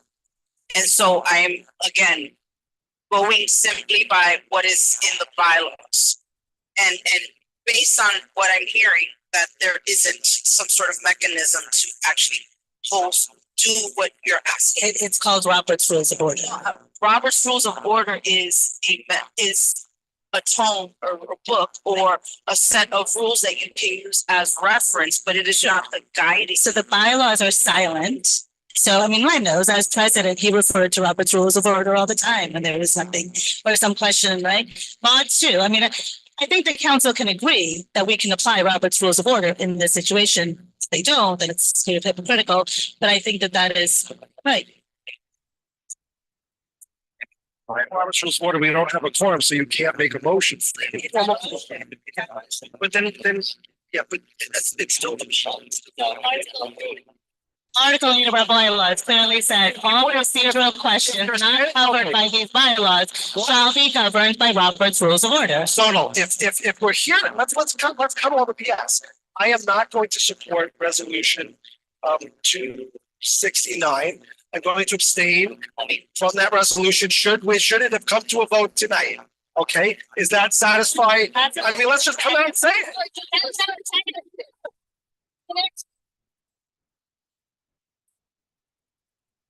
We'll discuss 270 when we discuss it. You jumped that long. I'm just trying to cut all the BS and just tell you what you want to know. Okay, so we'll just do the discussions first. That's what we have on the agenda. Discuss 269. Does anybody want to speak about 269? Go ahead. Okay, so I've obviously talked about this before. I'm not gonna go into it again. Obviously, I am not in support of 248. I did also just want to say that obviously this council has no actual jurisdiction on any laws or anything, but there is setting a precedent for the type of rhetoric that we're using when we're talking about children, when we're talking about an already vulnerable group of children. I actually think it's so important for adults when they're speaking about kids, when they're speaking about a group that's already so marginalized, especially right now with today's government. Not to go on a tangent, but I think it's really important to be mindful of the type of language we're using and maybe not laughing when somebody's talking about suicide rates of trans kids, that kind of I feel kind of having some sort of empathy as people in positions of power, as people that are adults in this world right now. So I just want to clear when we're talking about this, in this council that has no actual law binding anything, but it does come. There are maybe kids watching this, there maybe kids the audience. I just like to be mindful of what you're saying, I guess, is what I'm trying to say when we're talking about this topic. And just maybe don't laugh or make comments or jokes when we're talking about such a serious thing. That's all I just. Yeah. Yes, Michael. You want to have your hand was raised before. Oh, okay. Anybody else want to? I mean, I hope that you're not saying we were laughing or shooting anything like that. Okay, just want to be clear about that.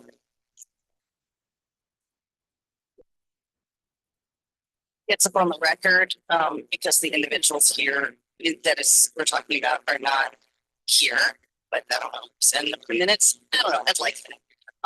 That includes the respect to look at people who are speaking.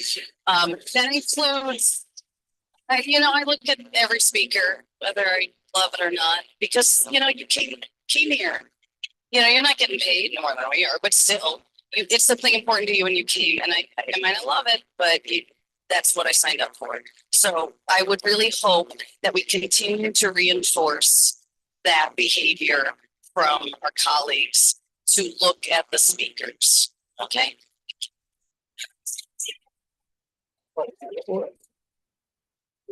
So thank you, Sarah. And someone was complaining about me on my phone earlier. Just keep in mind, people might need to check their phones for a whole bunch of reasons. For example, tonight. For tonight, I got a text from. Can I finish? Can I finish? I've listened to each of you, and I have listened to you. I got a text message. And my caregiver had to leave. So let me finish. That my caregiver for my son. Can I finish? So you would like to hear from me. People say they want to hear what I want to say, but you're not letting me speak. So tonight, I got a text message from my caregiver. I don't know what you just said. Okay. On my first job, and everybody's on here first job, is to be responsible to their child. Okay? Let me finish. So I got a text message from the caregiver for my child for tonight that she had to leave in an emergency. And I had to take some text messages to make sure I could stay. Okay. But I just want to say, okay. Okay.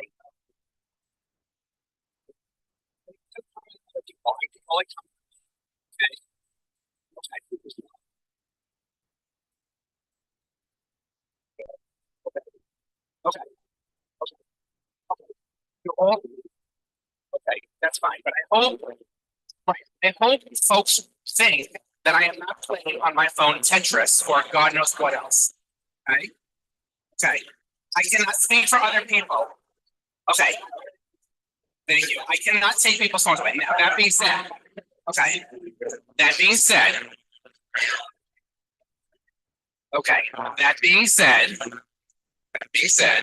I've listened to each of you. I would appreciate it if you could let me speak. Okay. So, and then I will not give comment. That's fine. If you're not going to let me speak, I will not give comments on 269. We'll go to resolution 270. Resolution in I offered to speak, you didn't want to listen. So resolution 270, resolution in opposition to Donald Trump's executive order ending so-called radical indoctrination and in support of culturally responsive and sustainable education. Does anybody wish to speak on that? Go ahead, Gavin. Well, I said most of what I said earlier, so I won't try not to repeat that. But I do think that this is very important. I mean, I think part of, again, speakers have spoken to this tonight. Part of why we are here is because we're in a community that has tremendous diversity, has tremendous and it's a rich community, and it's in terms of people, in terms of cultures, in terms of ideas, and I think that this executive order runs very much contrary to that. It's imposing. It says it's against radical indoctrination, but it's radically indoctrinating people with one specific ideology. Patriotic education, and who's patriotic education? And so I think it's important that we as a council send a message opposing that. I also want to just say that in terms of the discussion we just had, our bylaws also provide under section 2 that after the third unexcused absence, the president shall is the operative word here, at the next calendar meeting, present a resolution declaring a vacancy to the chancellor. So I expect our president to fulfill this obligation, to look at the excuse absences. And if there is a person on here with more than three or more excuse absences in this term, to bring this resolution next month, please. So we're actually on a resolution, so I don't know why you segue to that, but so I'm going to start by saying I'm speaking my resolution. Would you like to hear what I have to say on 270 or not? I didn't onto the other one. So I'm going to start by saying I am certainly very concerned about any attempts to block teaching about our history and our culture. We're in Black History Month, and I'm so happy our schools talk about Black history. As I said, Black history is American history. My son started a unit on immigration into the Western United States. And and specifically, they're starting to talk about Japanese immigration into the Western United States. And we've had conversations about that. And that's led to discussions about several years later, what came later and the horrific treatment of Japanese Americans during World War II by the American government. We need to have these discussions. I have these discussions with my own son. My concerns about I do have certain concerns about the resolution. From a technical standpoint, and this is a small technical thing, the resolution directs schools to do things. We can't have the word, I don't think we should have the word direct because it's not in our power. We can urge, demand, recommend. This is a minor point. It's one word, but I just wanted to bring that up. We can urge, we can recommend, cajole. We can't direct. Schools don't report to us. But since the resolution has come out, I've heard from a number of Jewish families who've had a number of concerns. And yes, there are elements of all of these programs that are fine, very important, very useful. But there are also places that have been in the minds of many Jewish families a very biased view that promoted anti-Semitic sentiments. There's a whole report that discusses this. It raised questions of compliance with Regs 830 and 832, and whether some of these instructional materials led to Jewish students being made to feel marginalized or targeted. One specific example is a teacher in Brooklyn showing a map of the Middle East that simply erased Israel completely. Questions have come up over who's funding these programs. There have been toolkits developed by educator groups that were used for students to attend rallies, and of course, students can be activists, students can attend rallies, but it concerns me when toolkits are developed for rallies where the battle cry is F the Jews, and that did happen. So I don't think questioning what we, thank you. So I don't think questioning what we do would be a bad thing. And perhaps this resolution can be worked on to incorporate all of that. When I see the word truthful, but I know about all these other issues that I've experienced and many families have experienced me about, I simply get very concerned. So I am not against the resolution in principle, but I think it needs a lot of work to address these issues.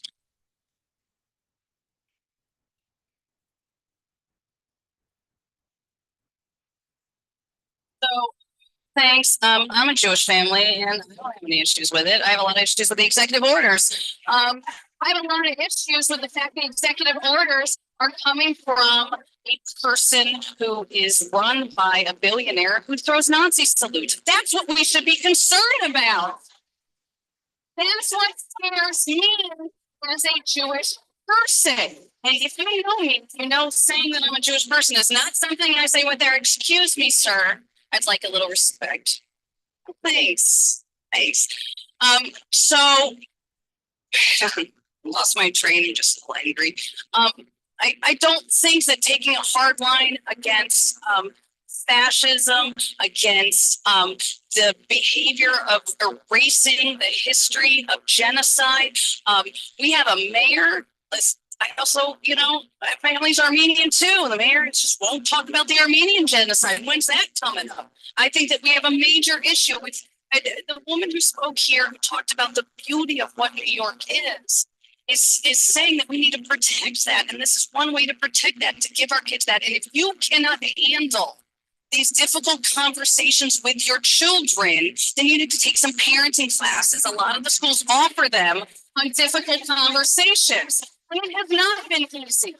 I have made missteps. My children have said things because they have heard about issues in their family's past, and they've said things that have been hurtful to their friends, but we have to have those difficult conversations because that is what is part of being in this community in New York City and in America. And that's what's important to me. And if we cannot make that stand as a powerless group of parents, then what the hell are we doing? I mean, this is disturbing.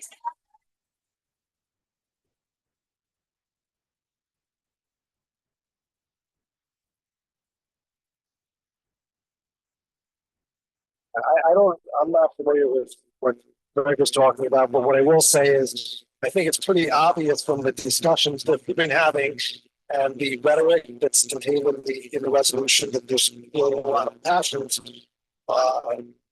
involved. There's no question about it. And I get that if I was to take an informal poll, I'm willing to suspect, which I'm not going to, but I would suspect that if you took a poll of the audience, I think most people would probably support this resolution. What I will say is they do have difficulty with the language. It can't not necessarily be worked out last time. I think this is a rehash. The resolution was floating around another CEC from what I remember. This was 13. So I have some issues with it. I'll just say it with that. Let me just say this. We're here, and somehow, and I think this is unfortunate. It's happened with CC2 to begin with. I mean, we become kind of a foil for everyone to direct their anger, their hatred, their concerns, their disagreements towards whoever is either left on the stage, which we're here, right? Or we become the foil. District 2 becomes the foil for society in general, for the Trump administration, for all the things that are wrong with the world. And I'm fine with that. It's okay. And I'm willing to try to discuss things with people and try to reason with them. And I get it. And I've tried to do that. But if you don't, but it's, you know what, I tried. I tried. I'm not here to, I'm not gonna. Yeah, and I have to say, I was very sorry. Let me finish, and Jessica, I'll get to you.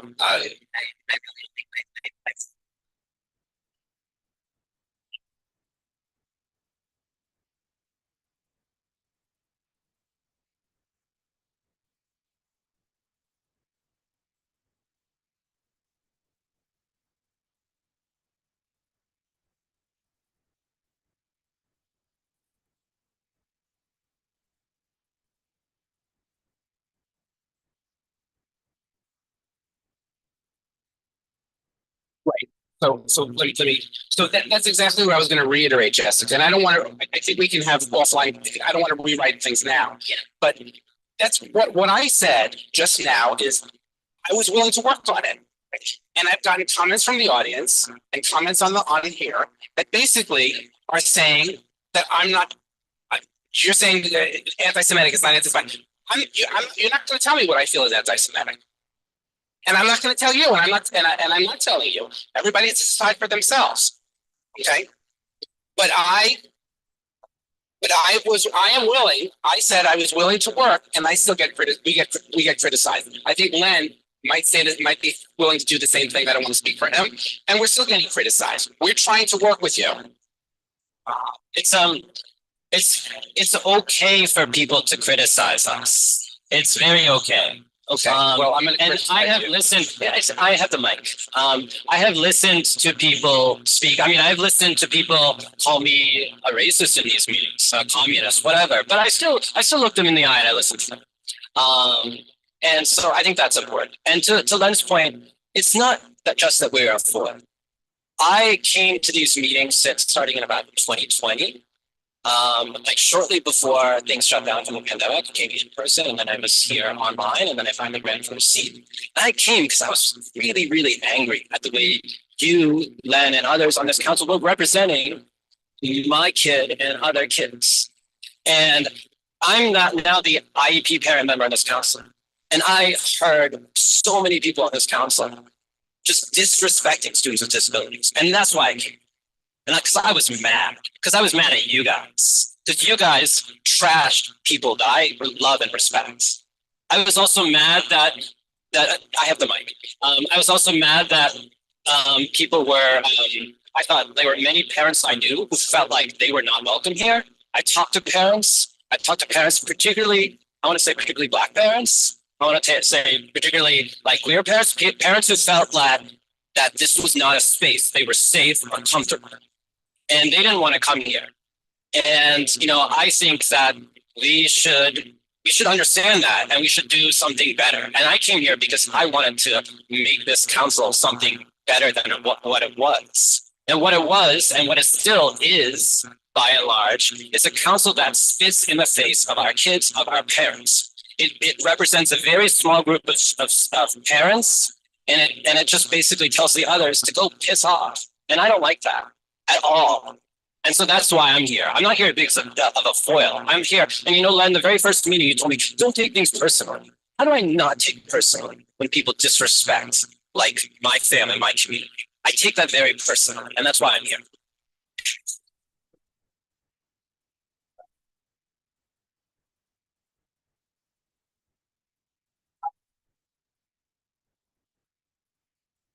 Somebody saying this?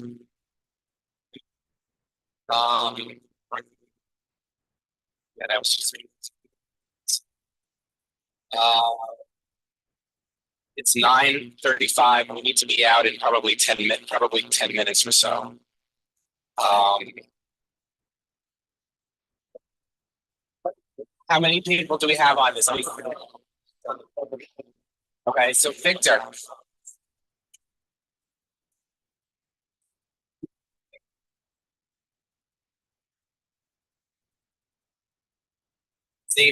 I'm seeing how many we have. We have to be out at a certain time. I can't say to the school safety agents, you have to stay late. I can't do that. We don't have, it's permanent.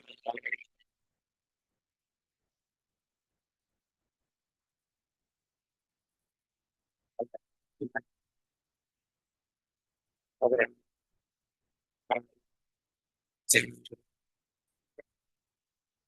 I think we're gonna limit it to a minute per person because we do 2 minutes.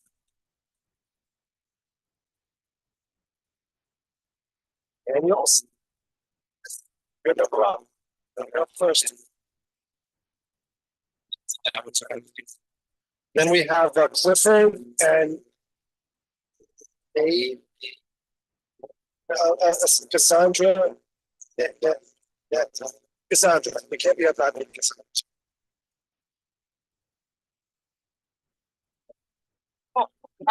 Thank you, everybody. We've heard so much about the bylaws. I want to take a minute and reiterate what Gavin said.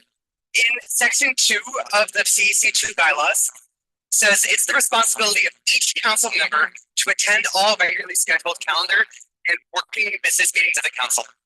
And any council member who fails to attend 3 regularly scheduled calendar meetings per term without a valid excuse, vacates his or her office or their office by refusal to serve under New York State Education Law 2590.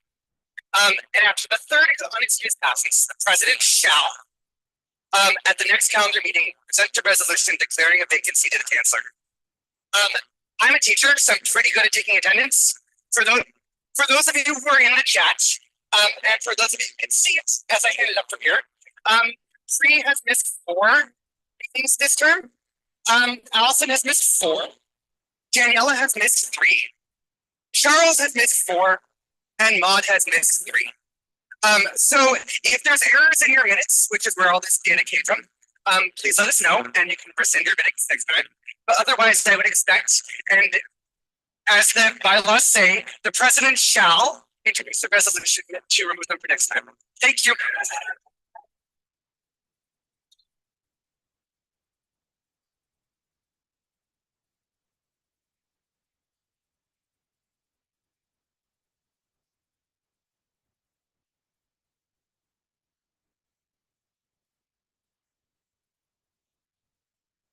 Thank you all for being here. And thank you for all staying here. I have heard from parents, I want to speak to something Gavin just said. I have heard from parents who do not come to these meetings because they are scared that Moms for Liberty is going to out their trans kids. Okay? That is one of the reasons why there aren't as many parents here. Okay? And why we need our allies. I also want to say when trans kids feel safe, all kids feel safe. And Len, I just want to speak to you specifically, okay? You intimated that the CEC council, this district has no actual power, right? You intimated, but we have to ask, like, where's the real power in here, okay?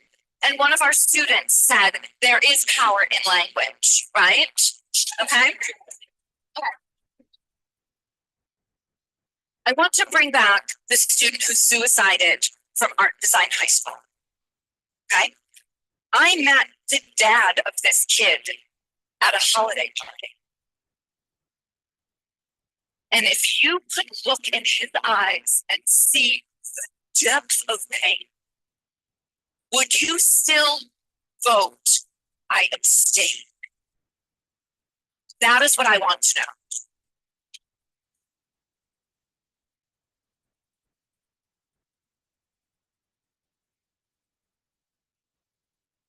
Hey, I just wanted to respond to what was said about resolution 270 about anti-Semitism.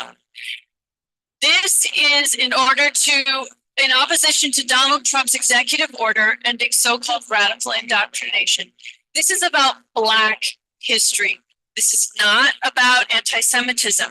Can we not, for once, support Black history in schools and just draw a fine line and just be super firm that we fucking stand in support of the fact that we need to have Black history in schools. And that's all it's about. It's not about anything else. And when you say that it's about anti-Semitism, you are echoing the ideology of Donald Trump. All right? It's not about that. It's just about teaching history. Okay. Our next speaker is Lucille Lee, Lucille. And then we have Joe Vital, and then August Good. We have a Lucille, and it looks like Leo.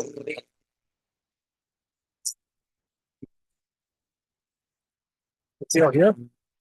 Okay. Next, Joe Vital.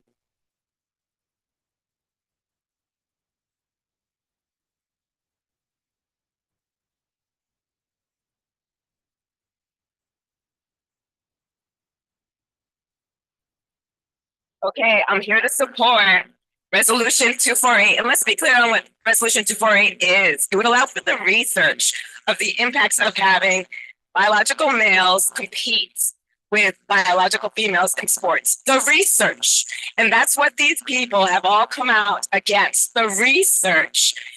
And they're just virtue signaling and they're baby bullies. So let's not placate these baby bullies. And the hypocrisy of some of the people on this panel, like Lila, is astounding because when you were talking about people smiling at suicides of what you call trans children, you were smiling. And the other thing I need to mention is that the big moneymaker here is the medical pharma industry, because each person who gets on the medical merry-go-round for so-called trans medicalization, the medical pharma industry makes at least $1 million. And this is my final comment. My final comment, please. Before people can legally consent to sex, they can have these medicalization procedures.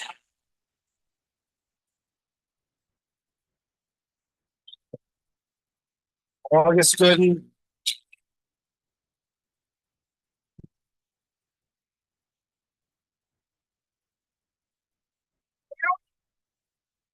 Okay, quick because they tend to be quite boring.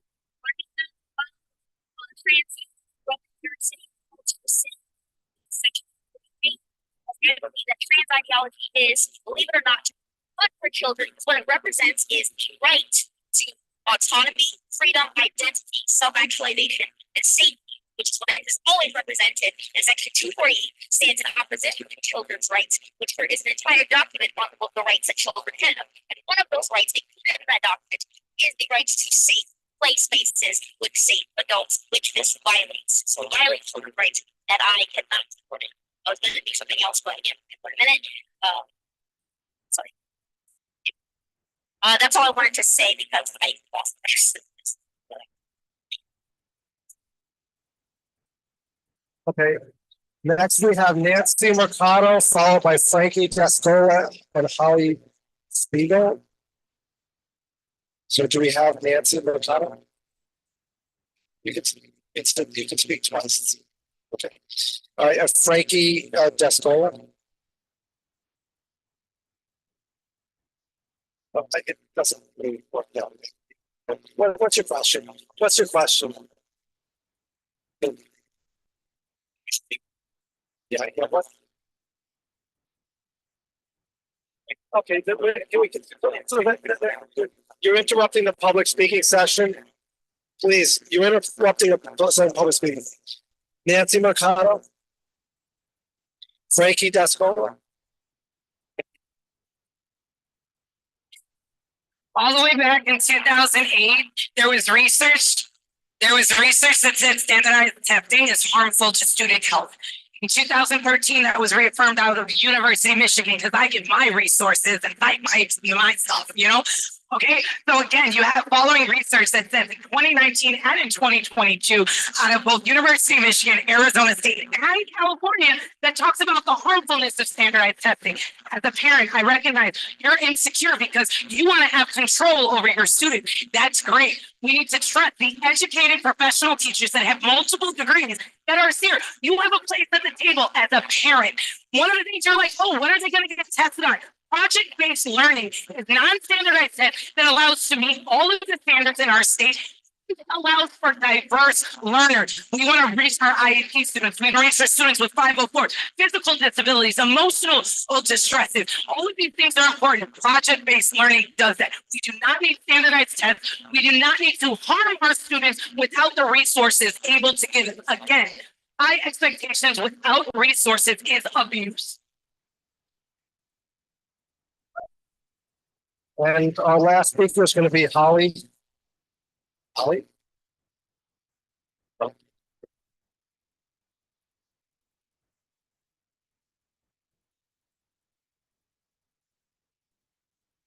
Holly Spiegel. I am a parent of two kids who, as far as I know, are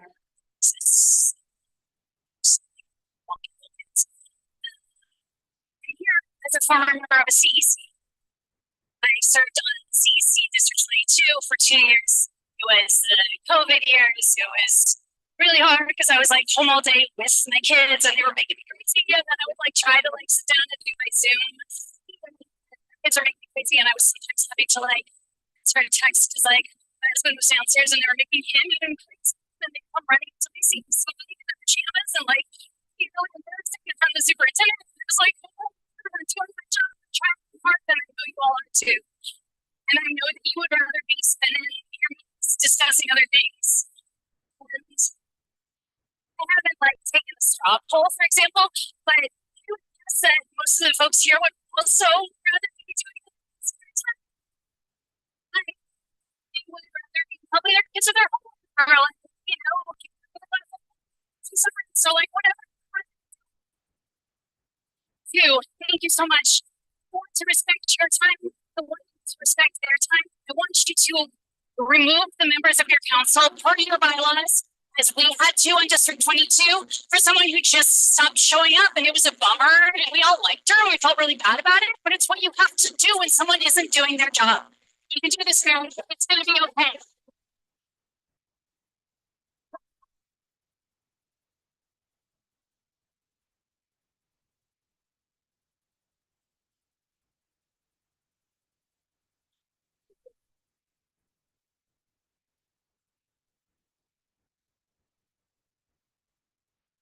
So that's the end of the second public speaker session. As we've discussed, we cannot take a vote tonight. It would not be appropriate. We cannot approve the minutes. We cannot review the minutes. I know there was one comment on it, but we can hold that over for next month. Is there any new business? Go ahead, Gavin.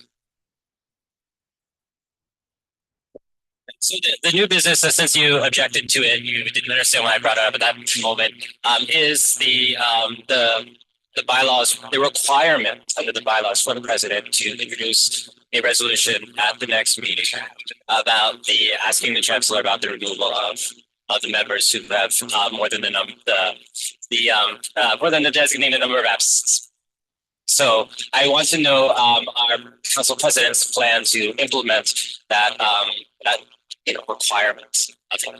Yeah, I mean, I have to look at the attendance, and there were a number of them that were excused absences. They were excused absences. As you probably know, under the New York State Open Meetings Law, if somebody gives an excuse, I can't. If they say they're sick, I don't. It's not appropriate to ask for a doctor's note. If somebody gives me an excuse, we have given them given them excusals. I think most people on this council's gotten an excusal. I think Gavin, you and I probably have not, because I think you and I have been to every meeting. I think we're the only two. So I have to look at the numbers and we will follow the bylaws accordingly. I just want to add that this shouldn't be an issue because it's in the minutes. We voted on the minutes, and so the minutes record whether the absences are They excused. do. I don't have every minute from the past 2 years, year and a half in front of me. I will do that. Okay. I'm gonna point out a fact that helped me just a little bit, just so I'm not trying to be biased, but I just want to point out the fact that the decision on what is an excused absence actually comes from the president. They were kind enough to give me an excused absence when the night before I'm not trying to make you go off. The night before the meeting, my cat died, and so I did this. See, I'm not trying to do it. It sucked. Tiger, rest in peace. But I did appreciate that, and that's the humanity. So I do want to point out as the president's reviewed this and they go through what's been excused and unexcused, that is at their discretion. Yes, to the discretion of me. Sure. Well, sorry, there is discretion, but I mean, it's not like you can say I didn't feel like coming. I mean, there are parameters and we follow the Our doctors know, like, yeah. I just want to add, yeah, excuse me. I just want to add, Sarah, I just want to say that as the floor president, whenever somebody even have the slightest, justification, it's fine. We're not going to put a bus on the challenge. And that's, yeah.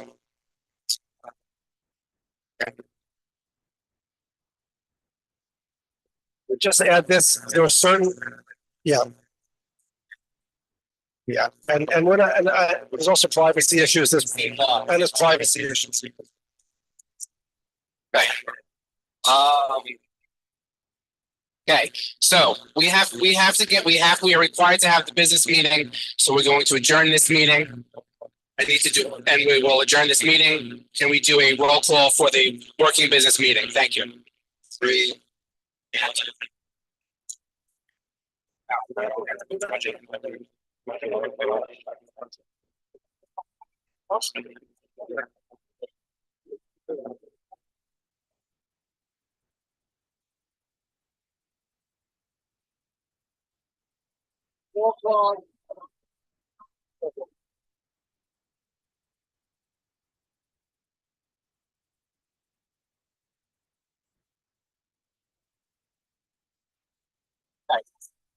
So we'd like to be respectful. We would like to be respectful to the school security agent and to our host who needs to be out in 8 minutes, and we have to clean it up. So we need to do this.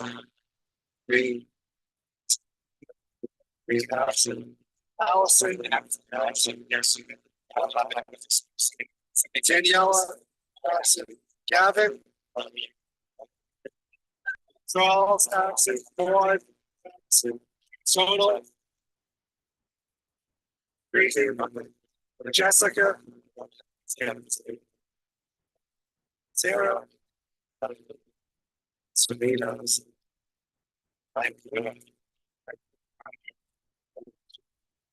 six.